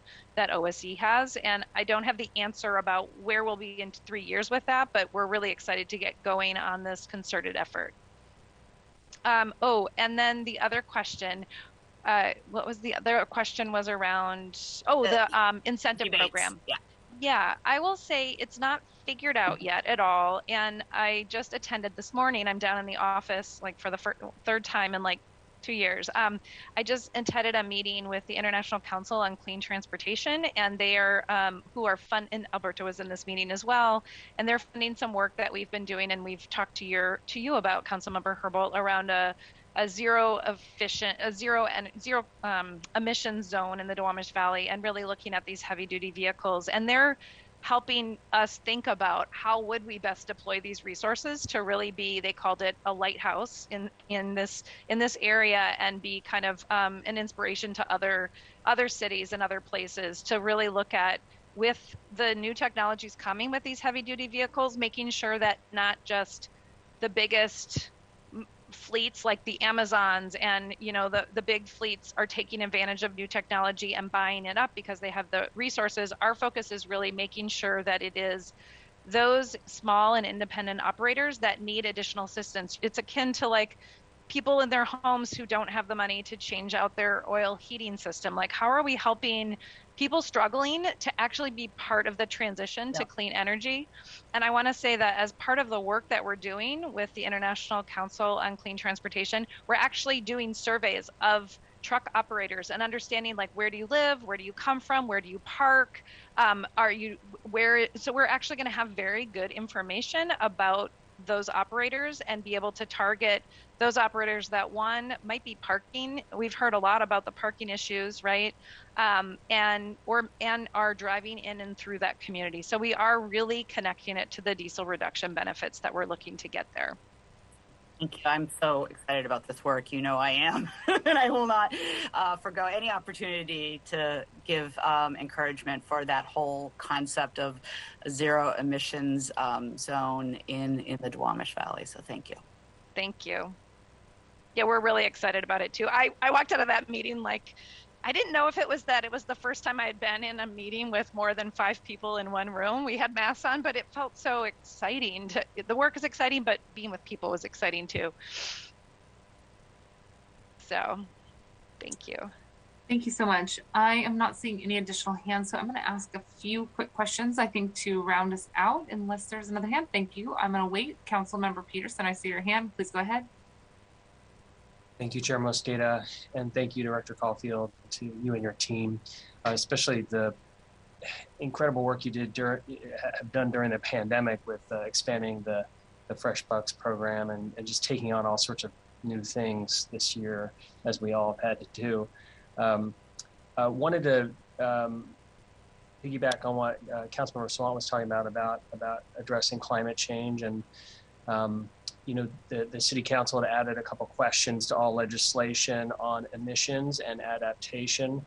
And so just wanted to know, and this is something we can talk about later, but, and I know City Budget Office is sort of the lead on that, but at the same time, I didn't know if you were getting questions from departments. How is that going overall with departments answering those 2 questions, emissions and adaptation? Regarding adaptation, I know we've had a lot of good questions about controlling emissions. I know there was a 2017 report on climate adaptation, preparing for climate change, that we did, and just wondering if that's something that needs to be updated. I'm sort of viewing it through an infrastructure lens in terms of what does Seattle Department of Transportation need to do, and the utilities to get ready, because we're already in it. And just wanted to put out there that there are some groups who are really interested in phasing out gas-powered leaf blowers, and I know that that's it's not clear which department would work on something like that, but that's something that I might ask the executive to look at, is how could we do that in an equitable way to phase things out over time, both with the city government and even externally in the private market. The other thing, we're dealing with is with Councilmember Strauss's leadership is trying to work get a tree protection ordinance. So there are different. There was a SLI, or statement of legislative intent, approved by the council last year to see if there were different ways to manage tree canopy in the city, because there are over 10 departments, I think, that are involved. And I know a lot of those who are advocating for preserving trees are really interested in increasing the role of your office in that, because of your focus on the environment. So just signaling that there'll be something, we did get a response about that, but it was really just saying we the executive need more information before we can answer the question. And so it wasn't, I was not excited about that response. So I think it might want to look in this budget about doing something more proactive about trees. Maybe I've heard the idea of a position of a chief arborist, or somebody who has to sign off on removal of exceptional trees, for example. But circling back to adaptation and the departments having to speak to whether legislation is reducing emissions or enabling us to adapt to climate change, is there anything, or is this something we should be waiting for the Green New Deal oversight group to propose? Thank you for your questions. I hope I can answer. I think I heard about 3 or 4 different ones, so you may have to remind me of the topics, but let's focus on the climate note. I think that was the first one. And I wanted to mention, yes, I did check in when I first started my position as the interim just for this year. I checked in with CBO and our team, that we have several people on our team who are available as a technical resource to departments as they're filling out those forms. And I think we've had a few questions from folks, but I actually feel like we're at a point where a lot of different departments and staff across departments see climate change and climate adaptation as part of their normal business, like what they need to do. They know that the energy shed is going to be impacted. They know that bridges are going to be impacted, that roads are going to be impacted. And so there are, I will say, even at Seattle Public Utilities and Seattle City Light in particular, have very robust, highly scientific folks on staff who are looking at what is the latest science telling us about the impacts. How does that impact our different lines of business and our infrastructure and our service delivery? And so I feel like in the adaptation space, there's a lot of really good information on capital investments. I think I will say we've been working on what is the kind of adaptation kind of more generally, like, for example, the heat island research that we did in 2020. We really wanted to understand across the city, what are the areas in our city that's experiencing more extreme heat in some of these situations, and how do we want to help communities be more adaptive and resilient to that? It isn't a body of work that OSE is holding right now, citywide coordination on adaptation, but it's something we've been talking with other departments about. And I guess I'll just give you a little bit of just let you know that there's an actual group that meets monthly called the Climate Adaptation Resilience Group, and it's 8 different departments that come together that collectively are going after federal funding or in emergency management that might be coming from the federal government to help us be more resilient and to adapt to climate changes. So I think maybe we could follow up with council members that are interested in understanding a little bit more about how we are preparing. And then I want to shine a spotlight on Alberto for a minute too, because he's been doing some really exciting work in the Duwamish Valley. You heard me mention in the presentation about the Duwamish Valley and some of our port properties, and some of these areas are the most vulnerable to sea level rise and to flooding and definitely to heat. And so we got a grant from the Robert Wood Johnson Foundation last year. It's a $600,000 grant to look at creating a resilience district in the Duwamish Valley. And that is a resilience district focused on some of those physical changes that we know are happening, but also how can community be more resilient and adapt? And as we make improvements so that places aren't flooded out, how do we also keep people in place? So it's a very comprehensive resilience strategy that I think could be a model for some other neighborhoods in our city as well. And then with trees, thank you for bringing that up. Yes, I know our team worked, we have a urban forestry advisor, Sandra Pinto, has retired, but we have an out of class in that position right now, continuing that important coordination work. And I know that they looked at what they could do with the information they had and the expertise that they had, and got as far as they could with that. So we will be on the watch for anything more that comes from you on that. And I agree, OSE holds Office of Sustainability Environment holds a really important climate and environmental value for our city overall. I do want to say some of the ideas around us becoming tree regulators and taking on a whole regulatory land use body is something that is a challenge for an office like ours, a 30-person office. So I just think it's not an easy, yes, you should just do that. I think we've been a really great partner and have worked very closely with SDCI on some of the inclusive outreach, on some of the meetings that are happening internally to look at some of the tree protection opportunities to expand and improve tree protections. So we've definitely been there as a partner, and I'm not in a position right now to say that that's something OSE could take on in the future, but I appreciate your confidence in us and or the community's confidence in us and the sentiment to make sure that we protect our trees as we grow. Did I hit everything that you asked? I may have missed one thing. Yes, you did. Okay. I mean, I talked about gas-powered leaf blowers, but that's something that Seattle can be Parks explored Department. later. Yeah, that can be explored later. Thank you. Yes, thank you for the questions. Thank you very much, Councilmember Peterson. Colleagues, we have about 10 more minutes left on this topic, and I'm just going to ask a few questions, if I may, to round us out, and then we will transition to our last hour and our last item. If we can have slide number 1 placed up there, I'm going to just ask a few questions on slide number 1 and number 2. And if it's helpful for you, I'm happy to drop those in the chat, and so to read them out loud as well. Oh, there they are. For our viewing audience. So on slide number 1, can you summarize for us what the total Jumpstart funding amount is that is going into the OSE for 2022? How does that correspond with the reduction in general fund dollars going to the department? And if you toggle, I can hold if you'd like. No, I just think we can, and Jeannie will help me do that. But go. Do you want me to answer that one first, and then we go to the next? Let's do that, and then we'll go to slide 2. Jeannie, you've got it, right? Welcome, Jeannie, our Finance and Operations Manager. Thank you for being here, Jeannie. Hello. Hello.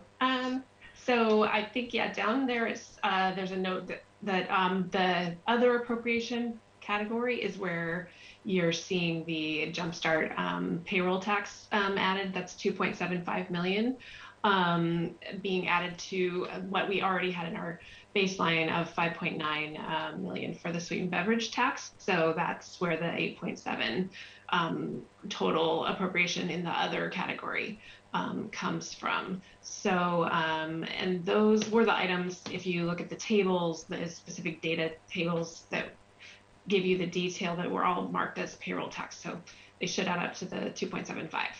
And then what was your other part of your question on that? I think you answered it. How does that correspond with the reduction in the general fund dollars going to OSE? So the general fund reduction is sort of a combination of a bunch of things, but in our adopted budget for 2021, we had some money added for the emergency grocery vouchers. So that was backed out of our budget because that program ended. So, and then we had then in the detailed tables, anything that was marked as general fund new ads totals somewhere around 1.75 million. So those together kind of end up with about the 1.4 reduction. And just to clarify, when we did this work, the general fund reductions and the allocation of the payroll tax revenues were separate things. There isn't a supplanting going on here. We were not adding the payroll tax to make up for the reductions. There were a different set of different reasons about why the general fund resources, for instance, the Jeannie was describing, some of them were intended to be one time. So that's just that it's intended as an addition related to Green New Deal and a separate consideration of some of the other previous general fund support. Just to underscore what you're saying, Ben, the payroll tax of 2.75 is under other appropriation, so it's in the 8.693 as opposed to general fund, which is above. I just want to, yes, so it is separate, right?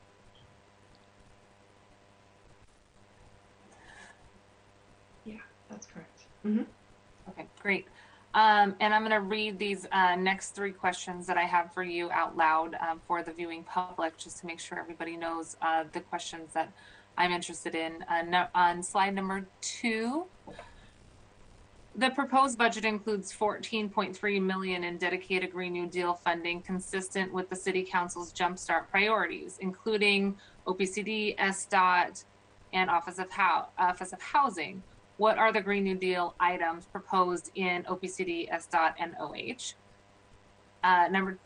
Number 2 on the slide, $6.5 million is also budgeted in Finance General as a set aside for priorities that will be identified by the Green New Deal Oversight Board and the citywide Green New Deal interdepartmental team.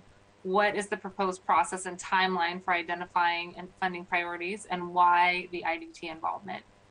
And finally, of the total Green New Deal investments, what portion of those are existing programs and what are additive programs? Thank you. Great. Thank you so much for those questions. I will take a stab at it, and Ben, you can correct me or add if you'd like to. I'll start with the table. So the 14.3, the Finance General, that's totally new and not additive. The funding that's in the Office of Planning and Community Development, I believe that is $2.3 million, and that is not an ongoing program, but designed to be investments in community facilities to electrify current fossil natural gas systems or other systems and provide cooling and clean air during major heat events. So really looking at the concept of community resilience hubs. The oil heat conversion money, that's the 1.7, it is an existing program. It is filling a gap of money that doesn't exist. So I'm not sure in terms of it's an existing program, but we're trying to make sure we hit our targets with that program. The clean energy pre-apprenticeship funds of $1 million, completely new and different. This didn't exist before and was actually informed by some research and some conversations we've been having with key partners. The environmental justice fund increase, it's an existing grant, it's an existing fund that we have to give grants to community. Ben, you may have to answer the question about Yeah, I can give a categorical answer here that none of the Okay. 14.3 million is a supplanting of any existing funding. There are situations that we've described where it's an entirely new program, others where we're increasing the funding for existing programs, but none of it is to supplant any existing funding that had been provided in previous years. It's all new investments of one form or another, some ongoing, many one time. So that's why Ben Noble is the budget director and I am not, because he can just answer the question like that. Thank you, Ben. And then I think the other question is what is the process or program design for making those recommendations of the $6.5 million, and why is the Green New Deal IDT part of that? I think one, we want these funds. It was really important. It is super important. And actually, Ben and I went and met with the Green New Deal Oversight Board to do a Budget 101 walkthrough to help them understand the budget process, to kind of let them know about the commitment to the partnership of them making recommendations on this money. In terms of the Green New Deal Oversight Board engaging with the 6.5 and the future 2023 budget, that's really going to be up to them in terms of their timeline and preparations about how quickly they want to move to make recommendations to get money out the door, to how much they want to engage with broader community and take more time and be intentional. And we want both of those things to happen. But I think there will be a balance they'll have to think about as a board as they're getting up and running and map out their own timeline. So their first public meeting is tomorrow at 4 p.m. And I know that they will be adopting kind of a timeline of action at that meeting. So they will be making those decisions around that. I will say the Green New Deal city team is an important group of leaders across different departments coming together to also partner with the Green New Deal Oversight Board. And I would say partner in the ways that you might see some partnerships with the Sweetened Beverage Tax Community Advisory Board, where staff will be available to answer questions. Staff will be available to talk about existing programs or potential policies that city staff have been thinking about. And we are also looking to build trust and relationship between city staff and the Green New Deal Oversight Board. And there's actually a budget ad that I didn't highlight in these highlighted ads. That's some money to help facilitate some retreats and some relationship building between city staff and the Green New Deal Oversight Board. So I think I can't answer your question right now to map out what will that process exactly look like. We do want to build collaboration. We want to make sure that this is a truly collaborative, transformative program and moving forward in coming years. Excellent. Thank you so much for answering those questions and all of the questions from our colleagues today.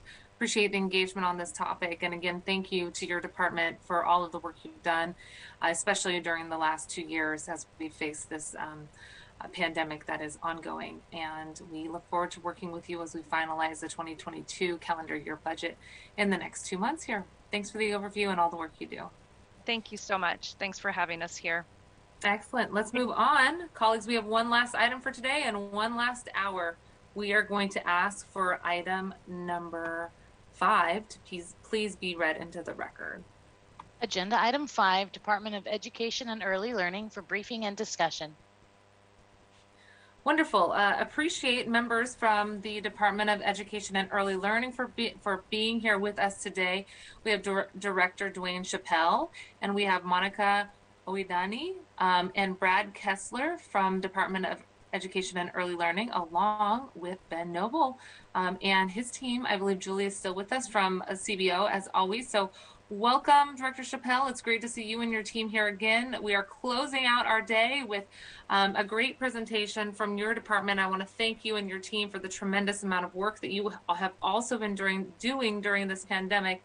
And really a huge kudos to you and the Early Learning Department with Monica Aguirre's leadership there for the direct cash assistance to our child care providers, the appreciation allotments, as we are calling them, to the providers themselves have been really eagerly anticipated, and I really look forward to hearing what you all have planned for the next year to build on that great work.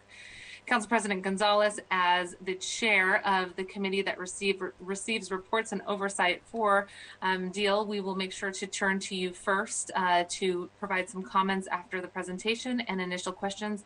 And I look forward to hearing from you, Council President, as well, the various strategies that you are looking forward to seeing in next year's proposed budget in front of us. With that, I'll turn it over to Director Chappelle, and thank you again for all of your work. Thank you, Council Chair. Appreciate the accolades and the kudos to our amazing team. So as you know, I'm super excited to present our 2022 budget and really to share the great work that you just highlighted that's being proposed. So for today's presentation, what I'll do is cover 3 things. I'll cover the first being the high-level financial summary, and then I'll share some key changes for the 2022 budget. And then I will close us out with DEEL's priorities and actions that address racial equity. And of course, we'll cover any questions that you have. So next slide, please. Thank you.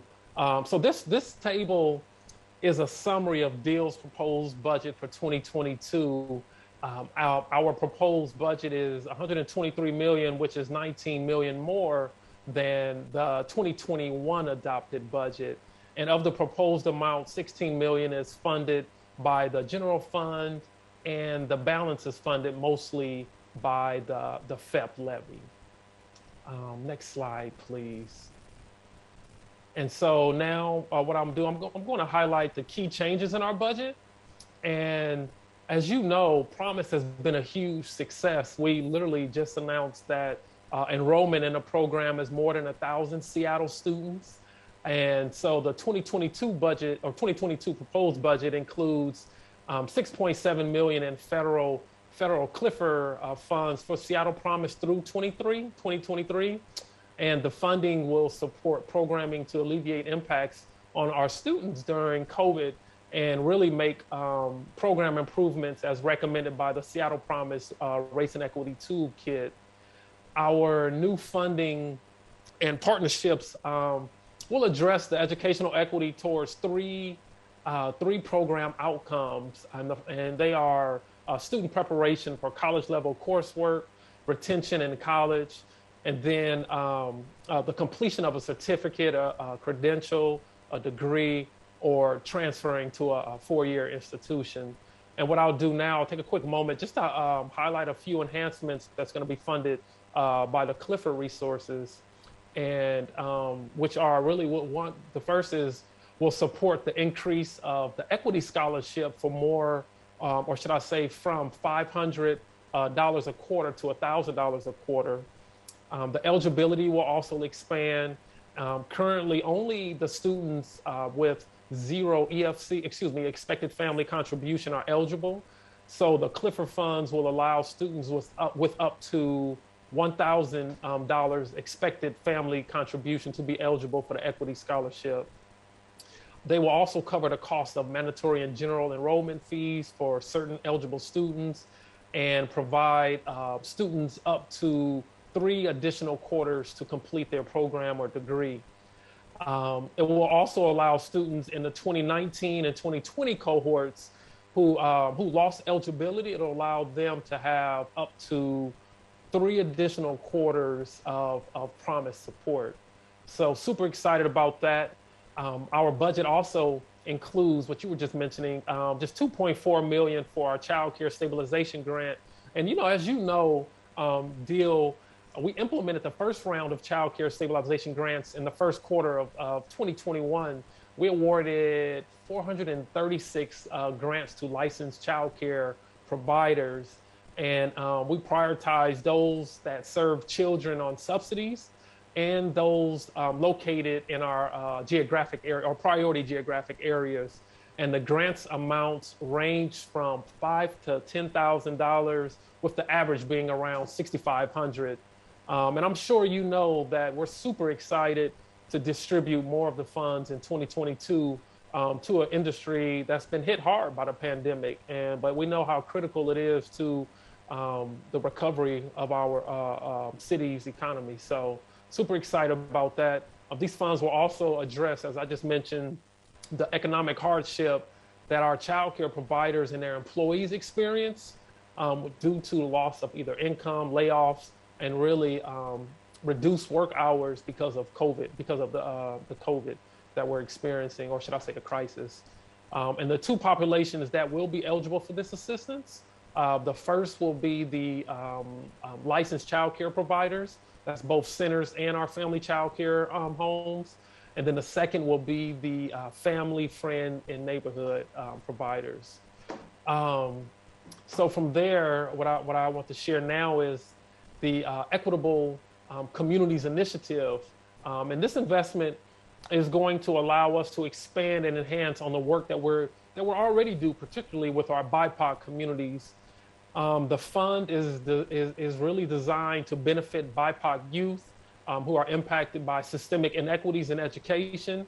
And some of the activities that will be supported by this fund will be youth leadership and cultural education, family support and engagement, and education diversity and professional development, or should I say professional and organizational development. So those 3 activities will be supported by these funds. And the focus of the funds is that we work directly with our CBOs, or should I say CBOs, rather than just through SPS and their schools. I'm sure you know that one part of the work that I'm again excited about is really just a new set of the activity that's going to focus on the family support and engagement that'll help bridge like our communities of colors and schools and help them navigate educational system that's, we know, is super complicated, and it's not designed for students and people of color, but the work will be conducted in collaboration with our Seattle, our Office of Arts and Culture. And what we'll do is establish an equity and cultural education fund. So that funding is really a continuation of the support that was added in 2021, and we are looking at an RFI to come out in late late quarter one in 2022. The next is just some support to support, or some staff, should I say, to support all of this amazing work and the expansion of these programs. My budget is going to include 2 new positions, a senior finance analyst to provide fiscal management, and a data analyst to support our data and evaluation needs. Next slide, please. Thank you. Okay, so now what you see here is for the prenatal to 3. So this is a community-led recommendation that gives $1.5 million in funding to support the prenatal to 3 grant program, and is recommended by the Sweet and Beverage Tax Community Advisory Board. And this program really, it provides funding to community-based organizations that specialize in high-quality prenatal to 3 and kindergarten readiness services. For this, priorities will be given, or should I say it is given, to organizations that offer the culturally and linguistically relevant services and outreach, as well as those that are led by people of color and serving communities of color or low-income communities. And an RFI for 2021 right now is currently open for these funds. And the guidance, so you know that the guidance, or should I say the guiding outcome of this investment is really to just support kindergarten readiness and to reduce the disparities in outcomes for our young children and families based on whether race, gender, or other social economic factors. The program is really intended to accomplish by doing this, by supporting our communities and just really inform proposals that's going to address obstacles that contribute to the disparities. Again, it will include just providing families access to critical resources and services. It'll also support healthy and equitable births, increase parental and health and well-being. It'll strengthen the nurturing and responsive caregiving and child relationships. We know how important those are. And finally, it'll support just the finest child and health development. So that is that. And then what you see right here is the birth to 12 labor and parent child plus a shift. What this is, this change just continues the general fund swap for one more year using the Families and Education Levy fund balance. Next slide, please. Okay, so as you know, our day-to-day, or should I say DEEL's day-to-day work and mission is really grounded in racial equity by closing opportunity gaps for students for some educational justice. I think you all know this, but our first priority in the 2022 budget is to continue to deliver on the great work that's consistent with our FEP investments and evaluation plan. While I've already highlighted the budget priorities, which you see right here listed on the screen. And I also wanted to reiterate that that they further the educational equity for our Seattle kids and families. And I also want to highlight how the proposed budget focuses on race, or should I say racial equity internally within DEEL. And I'm super proud, I know you all know this, of our department as we strive to make DEEL a place that's inclusive for all of our team members, to support everyone as they learn and grow. And our focus for 2022 and beyond is and I think I've mentioned it before, is just attracting and retaining highly engaged and diverse staff. And I know we're doing that right now through our intentional outreach and promotional of hiring opportunities, and just our cultivating positive work culture that we have. And we're also doing it through professional development and our training commitment. So for 2022, I wanted to share with you that our change team helps support the development of a DEEL-wide set of policies and processes that's really gonna will help us like create a consistent, equitable, and robust system of staff learning opportunities across DEEL in all of our divisions and program levels, really to support our mission and vision. And so what we've done is allocated about $100,000 of our 2022 budget to support professional development and training opportunities department-wide. So super excited about that, and just wanted to just share in closing that that the end of our 2022 budget, and just recapping that, just what I just mentioned a moment ago, that our budget and priorities continue to elevate the great work that's been happening over the past few years, and looking at just continuing to enhance those efforts to improve just educational equity for those students and families that are furthest away from educational justice. And I just want to take a quick moment to thank all of our DEEL team and staff for furthering this great work. And I also want to thank you all, Council, for not just your support, for just being a champion of this work as well. And I will pause my talking there. Well, thank you very much, and thanks to your team as well. I'm going to turn it over to Council President for some comments and initial questions. Sure, I will keep this brief. So I'm really excited to see the ongoing investments in a lot of the different areas here, but particularly in the childcare stabilization and in the early childhood years.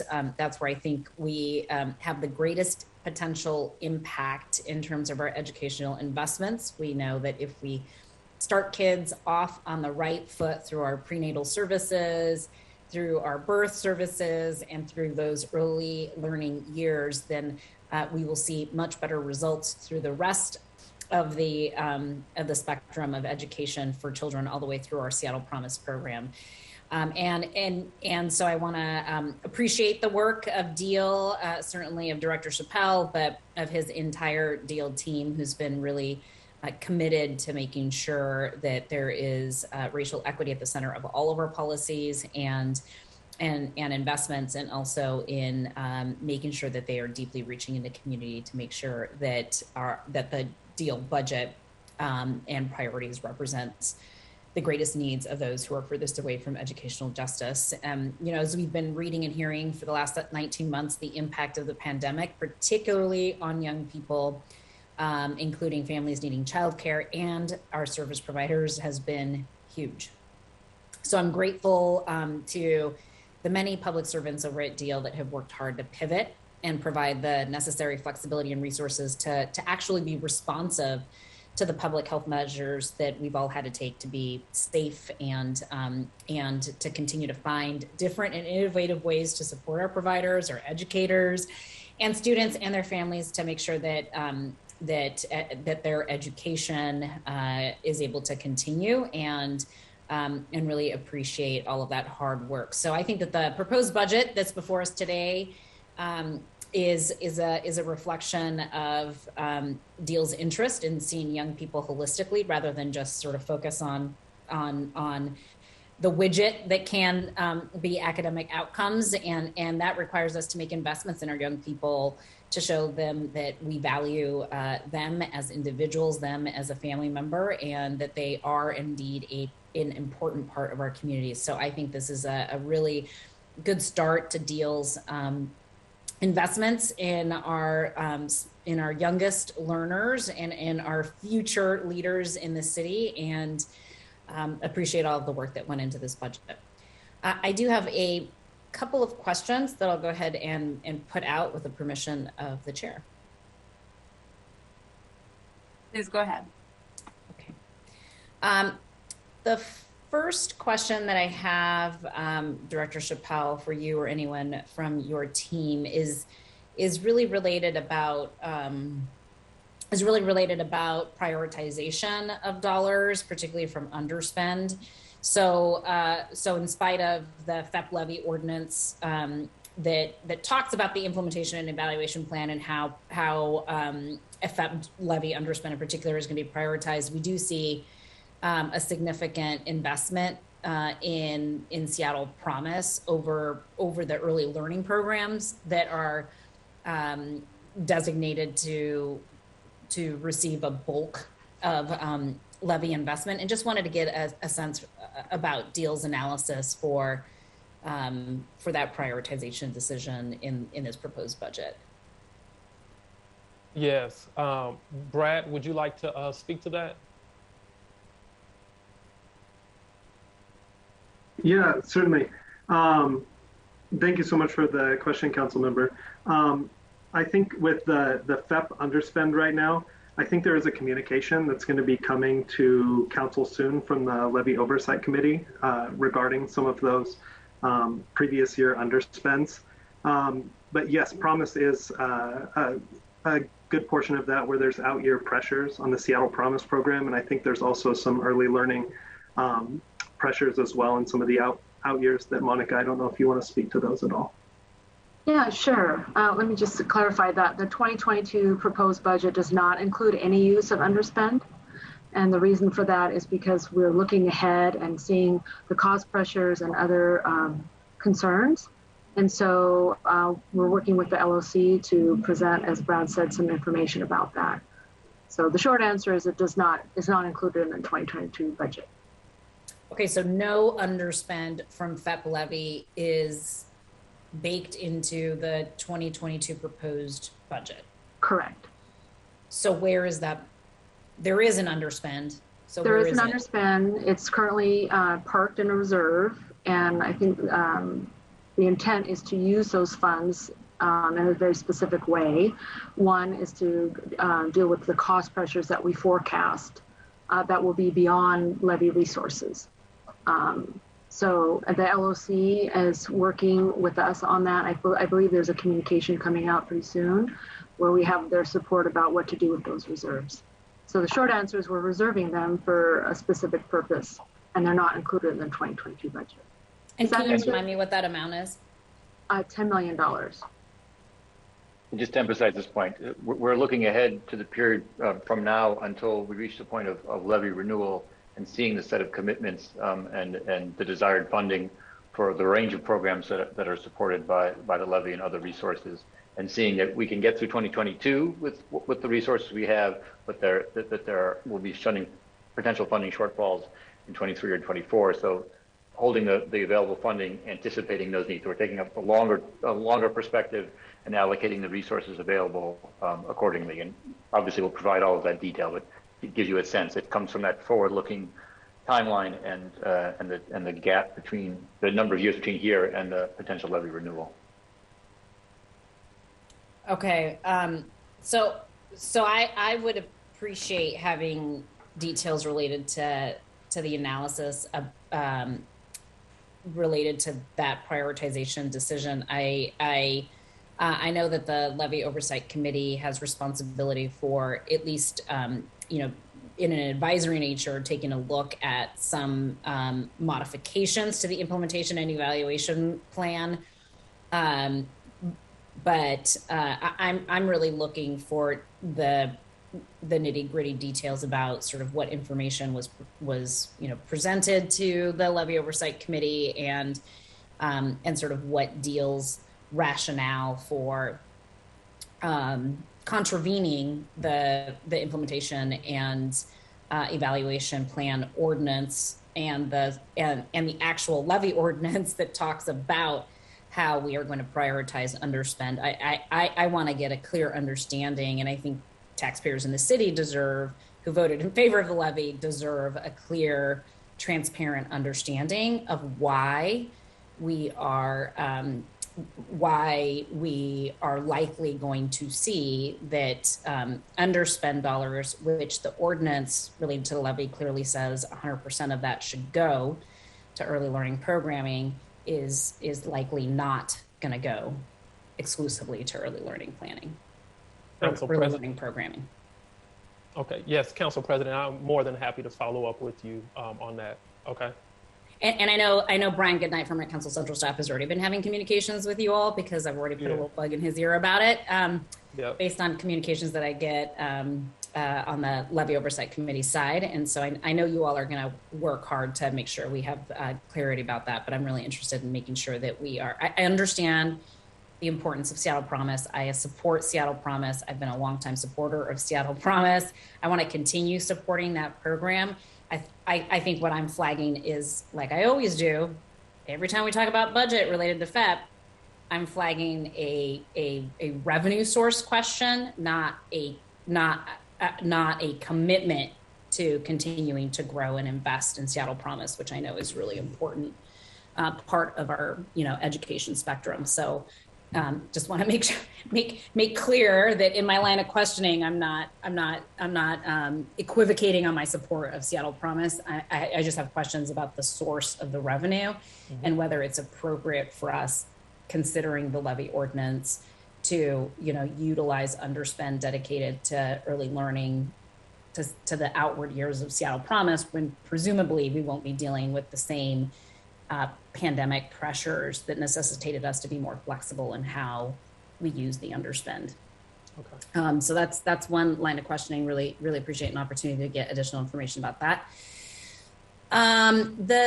The second piece, I had another question about ECI investments being proposed here. So can you talk me through a little bit more about how the ECI investments proposed in the 2022 budget are either duplicative or not duplicative of investments in the FEP levy, particularly around educator diversity and family supports and youth programming? Yeah, I would say that, as you know about ECI investments, so what we're looking at is, as I mentioned earlier, that it's really designated to benefit the youth that are impacted by those systemic inequities that's happening in education. And some of those areas were identified, as I mentioned, family support and engagement, youth leadership, and cultural education. And there's one more, education diversity, as you just mentioned, was identified by the task force. And what we're doing is going to make sure that we're intentional, that we're working with directly the CBOs other than SPS to focus on these specific areas. And I'm hoping I'm answering your question. Kind of. I mean, it sounds like if it's going to CBOs, then it sounds like it's more of like in the opportunity fund sort of space. Mm-hmm. So in other words, I'm trying to get an understanding of how this complements the FEP levy investments, or if it does, or if it's fair to characterize these ECI proposed investments as standalone programming that aren't necessarily in conflict, but aren't part and parcel of things that we're investing in the opportunity fund or otherwise. Right, and I that's understandable, because I know that, like, for an example, and if I get to rambling, just cut me off.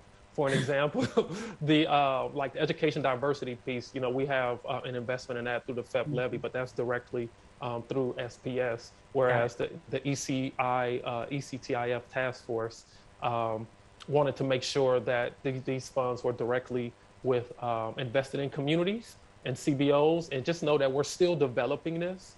And our intention really is to make sure that it's going to complement the FEP. And as I get more information, as we develop it even more, I'm happy during our check-ins to share updates with you from that. Okay. All right. So if Brian Goodnight from Council Central staff can help me keep tracking this one, it would be helpful. I just want to make sure that we're not, we have such limited resources, and I want to make sure that we are, again, this is more of a color of money question than sort of whether or not this is the right investment. And so that's why I'm asking these questions, because we have limited resources, and I want to make sure that we can free up general fund where we can. The last question, and then I'll hand it back over to Chair Mosqueda, is, I think during the 2021 budget, we had, I think, about $4 million of undesignated fund balance in order to sustain early learning.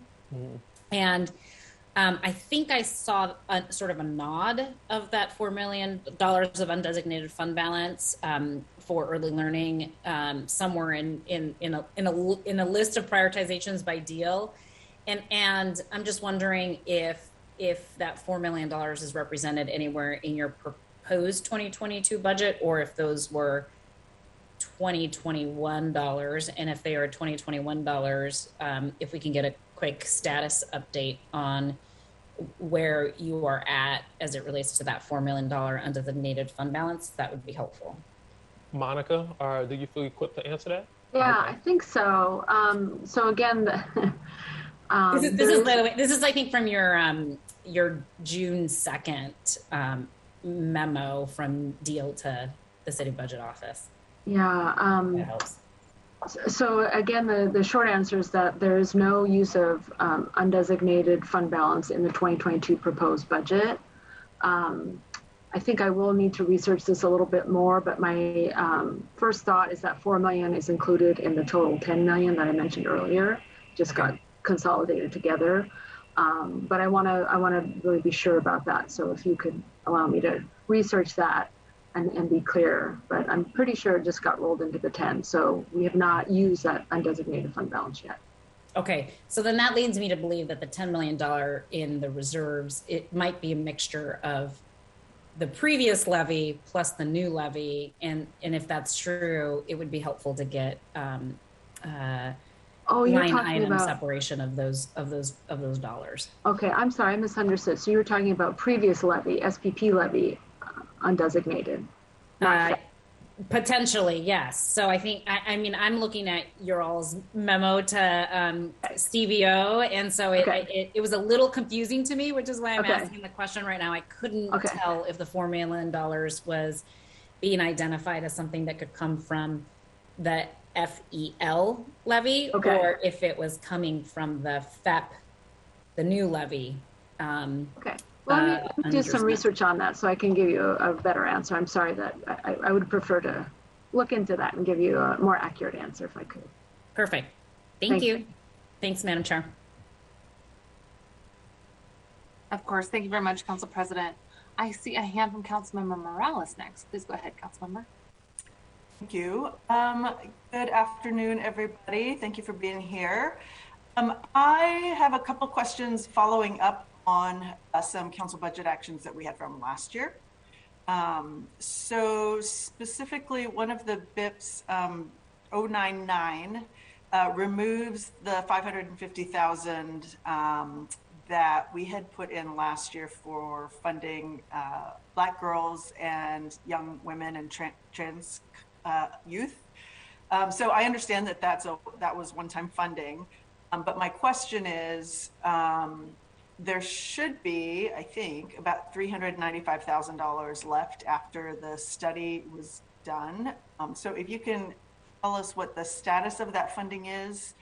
And then also in our formal request last year, we had asked for DEEL's plan to commit to ongoing funding for Black girls and trans youth. So if you can tell us the plan for that, that would be great. Brad, are you able to speak to speak to that? You know, from a programmatic perspective, I am probably not the person to ask for that one. Regarding the fund balance. For the fund balance, I have not checked on that lately to see where we are with fund balance. Yeah, I'm not sure. So Councilmember Morales, what we'll do is follow up with you with that. I can tell you, as you just mentioned, we have completed the study, and that there will be a RFI at some point coming out soon for the Black girls LGBTQ youth RFI. I know we're in application development right now, and I'm happy to give you I'm happy to give you a more detailed update at a later time. Okay, yeah, if we could get an estimate of when we could expect that, that would be very helpful. Especially since, you know, we were hoping that that funding would be out this year. And then the other thing that we did last year was to add $550,000 from the general fund for the restorative justice pilot program. My understanding now is that the school district is actually searching for a restorative justice coordinator at the district level, which is exciting. But I'd like to hear about the status of that funding. And then given that the district is moving in this direction, how DEEL is planning to work in partnership with the district to invest in restorative justice practices in the schools. As you know, Director Chappelle, Rainier Beach High School is really at the forefront of trying to incorporate these principles into not just a curriculum, but into the actual culture of the school and how staff and administrators work.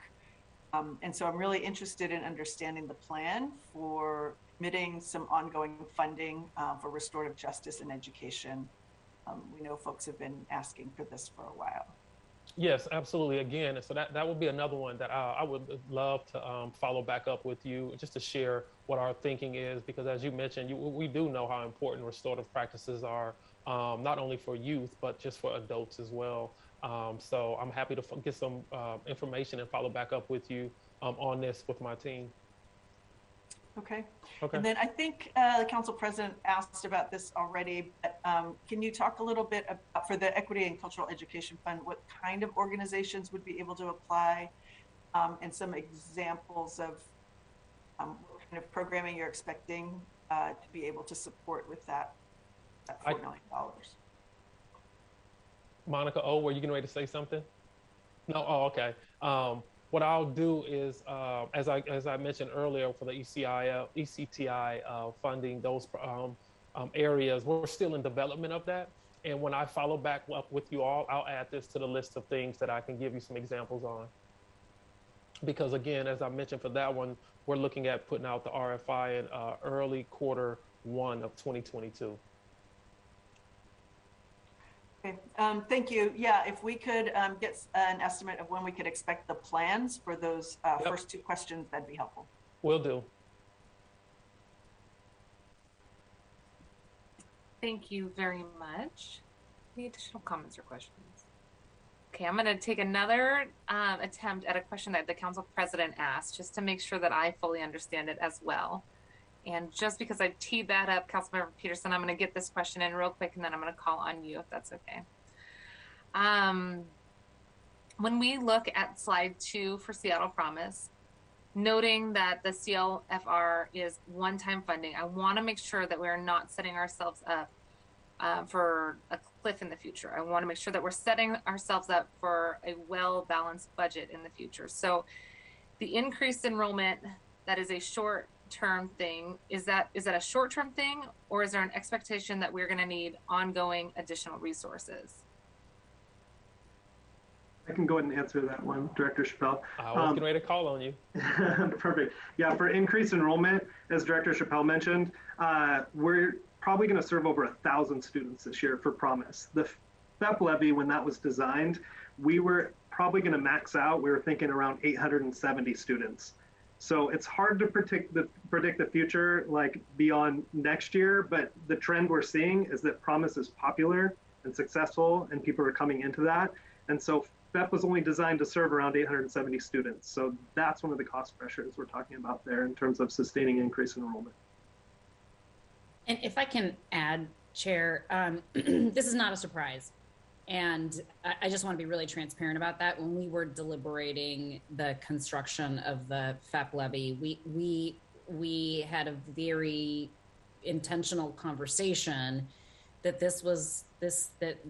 that the estimates of enrollment were conservative at best, and that we anticipated that there would be a steady increase in enrollment that was not already baked into the budget. And at the time, you know, the tension here is prioritization of the dollars generated from levy. And when we asked voters to consider approving the FEP levy, we gave them a commitment that you know, a significant portion of the dollars would continue to be spent in early learning program and in our Seattle preschool program, including any and all underspent dollars. And so So we have a real tension that we have to figure out how to address through our fiscal policies because of the popularity of Seattle Promise. I think Clifford gives us a little bit of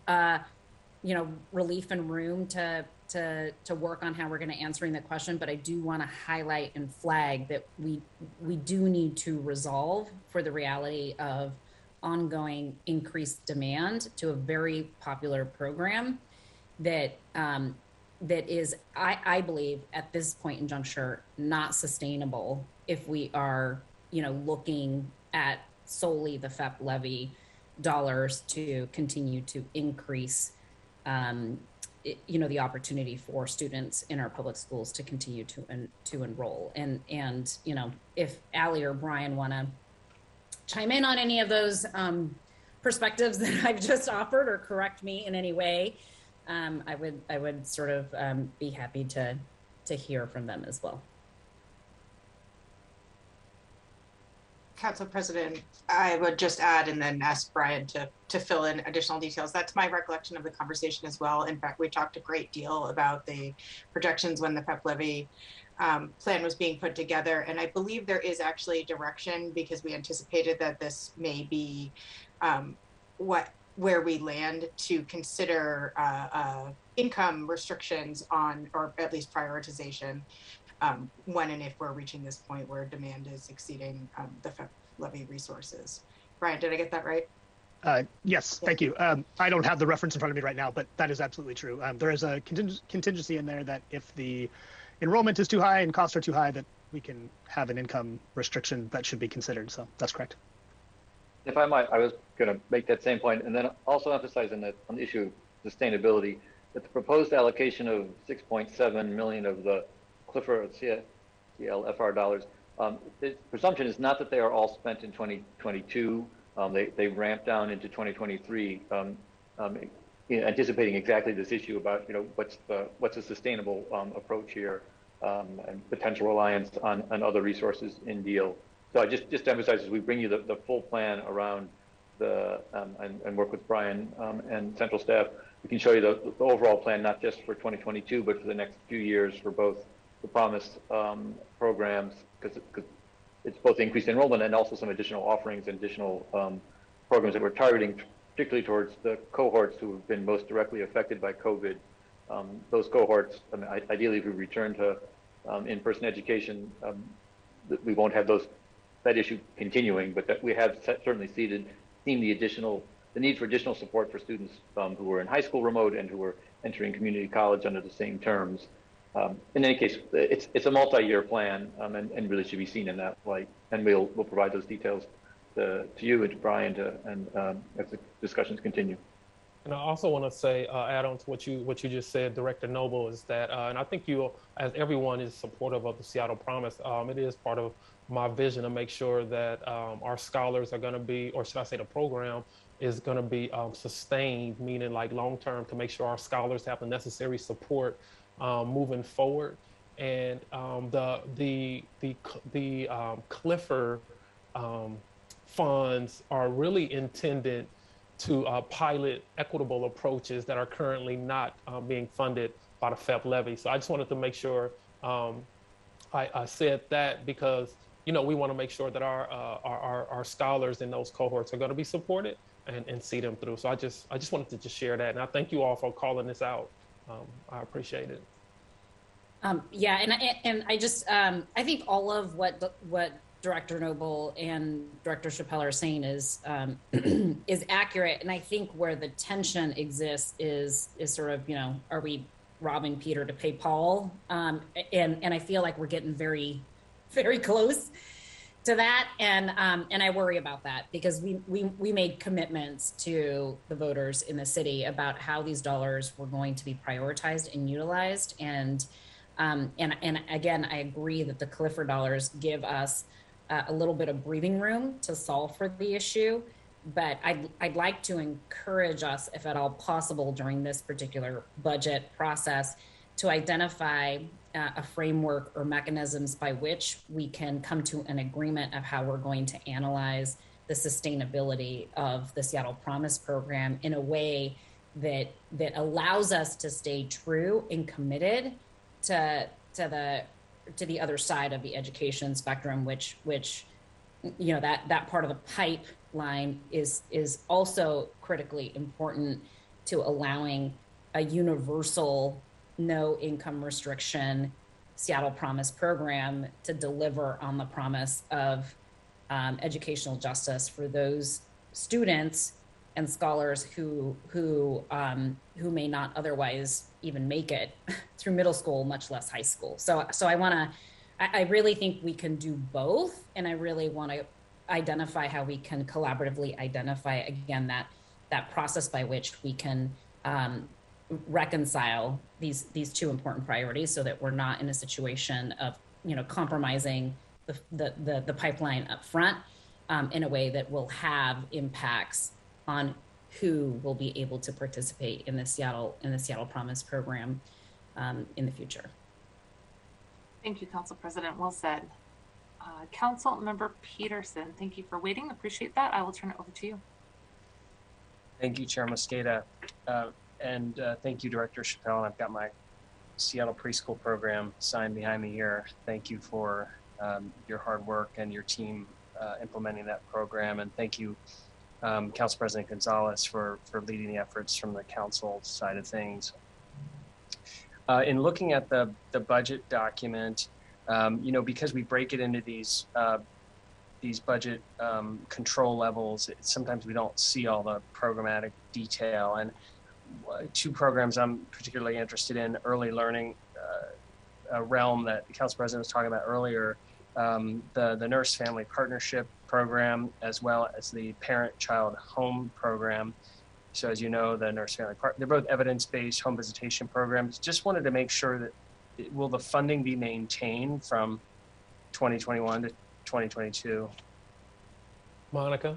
Yeah, I can have. So the nurse, yeah, I'd be happy to. The Nurse Family Partnership Program continues as is, so the funding doesn't change. And then the Parent-Child Plus program, as we mentioned in slide 2, or 3 rather, the funding continues to be used by FEL. So the FEL fund banks will continue funding that for 1 more year. Does that answer your question, Councilmember Peterson? Thank you. Is that the program United Way currently administers? Okay. I believe so. Yeah. Okay. Thank you very much. Mm-hmm. Anything else, colleagues? Please go ahead, Council President.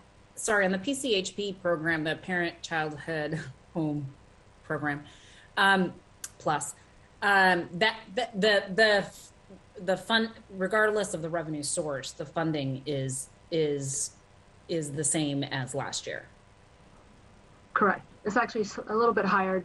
We had added some inflation. Okay. That was my read as well. I was gonna say that it seems like it's a little higher, but I'm not sure it's not, you know, it's nominal. Right. Okay, so here's another, this is just sort of another sustainability question here. You know, the Families and Education levy, which is the previous levy, you know, that underspend's not gonna last forever. I'm a little surprised that we still have it, frankly. But again, this is another sustainability question. I think there's a strong interest on the council to continue to support that programming, and we do not currently have a dedicated revenue fund for it. But we did, in crafting the FEP levy, create language that would qualify PCHP and similar programming to now be prioritized through our FEP levy dollars. Again, you know, we're seeing this last year we had a lot of underspend in the FEP levy that came from sort of the childcare investment area, but I see PCHP as part of the early learning spectrum, and sort of this is again the policy question around what do we want to prioritize some of those underspend dollars in a way that allows these really critically important and valuable programs to be sustainable into the future, and so that, you know, our community-based organizations aren't dealing with the uncertainty of whether or not they're going to see the same level of investment or a commensurate increasing level of investment to serve more children and their homes in the outward years. So again, just sort of putting this on the table is sort of something that I think we should, because I feel like we're getting close to the precipice there. I think it would be prudent for us to set up a process and a conversation about how to address out year sustainability for that particular program as well. Okay, thank you for that. Excellent.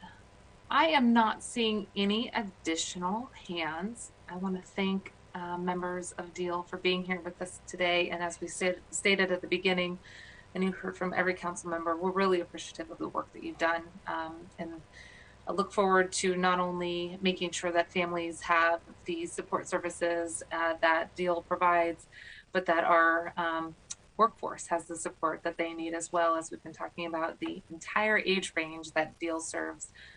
We know that all those investments are needed as we seek to recover more equitably, and as the council members have been saying, we want to make sure that it's sustainable and that we are pairing these investments with other committed funds, and that is what we will be looking at over the next few weeks as we want to make sure that our values, council priorities and investments, voter priorities are well reflected in the budget that we compile. So thank you for walking us through this today.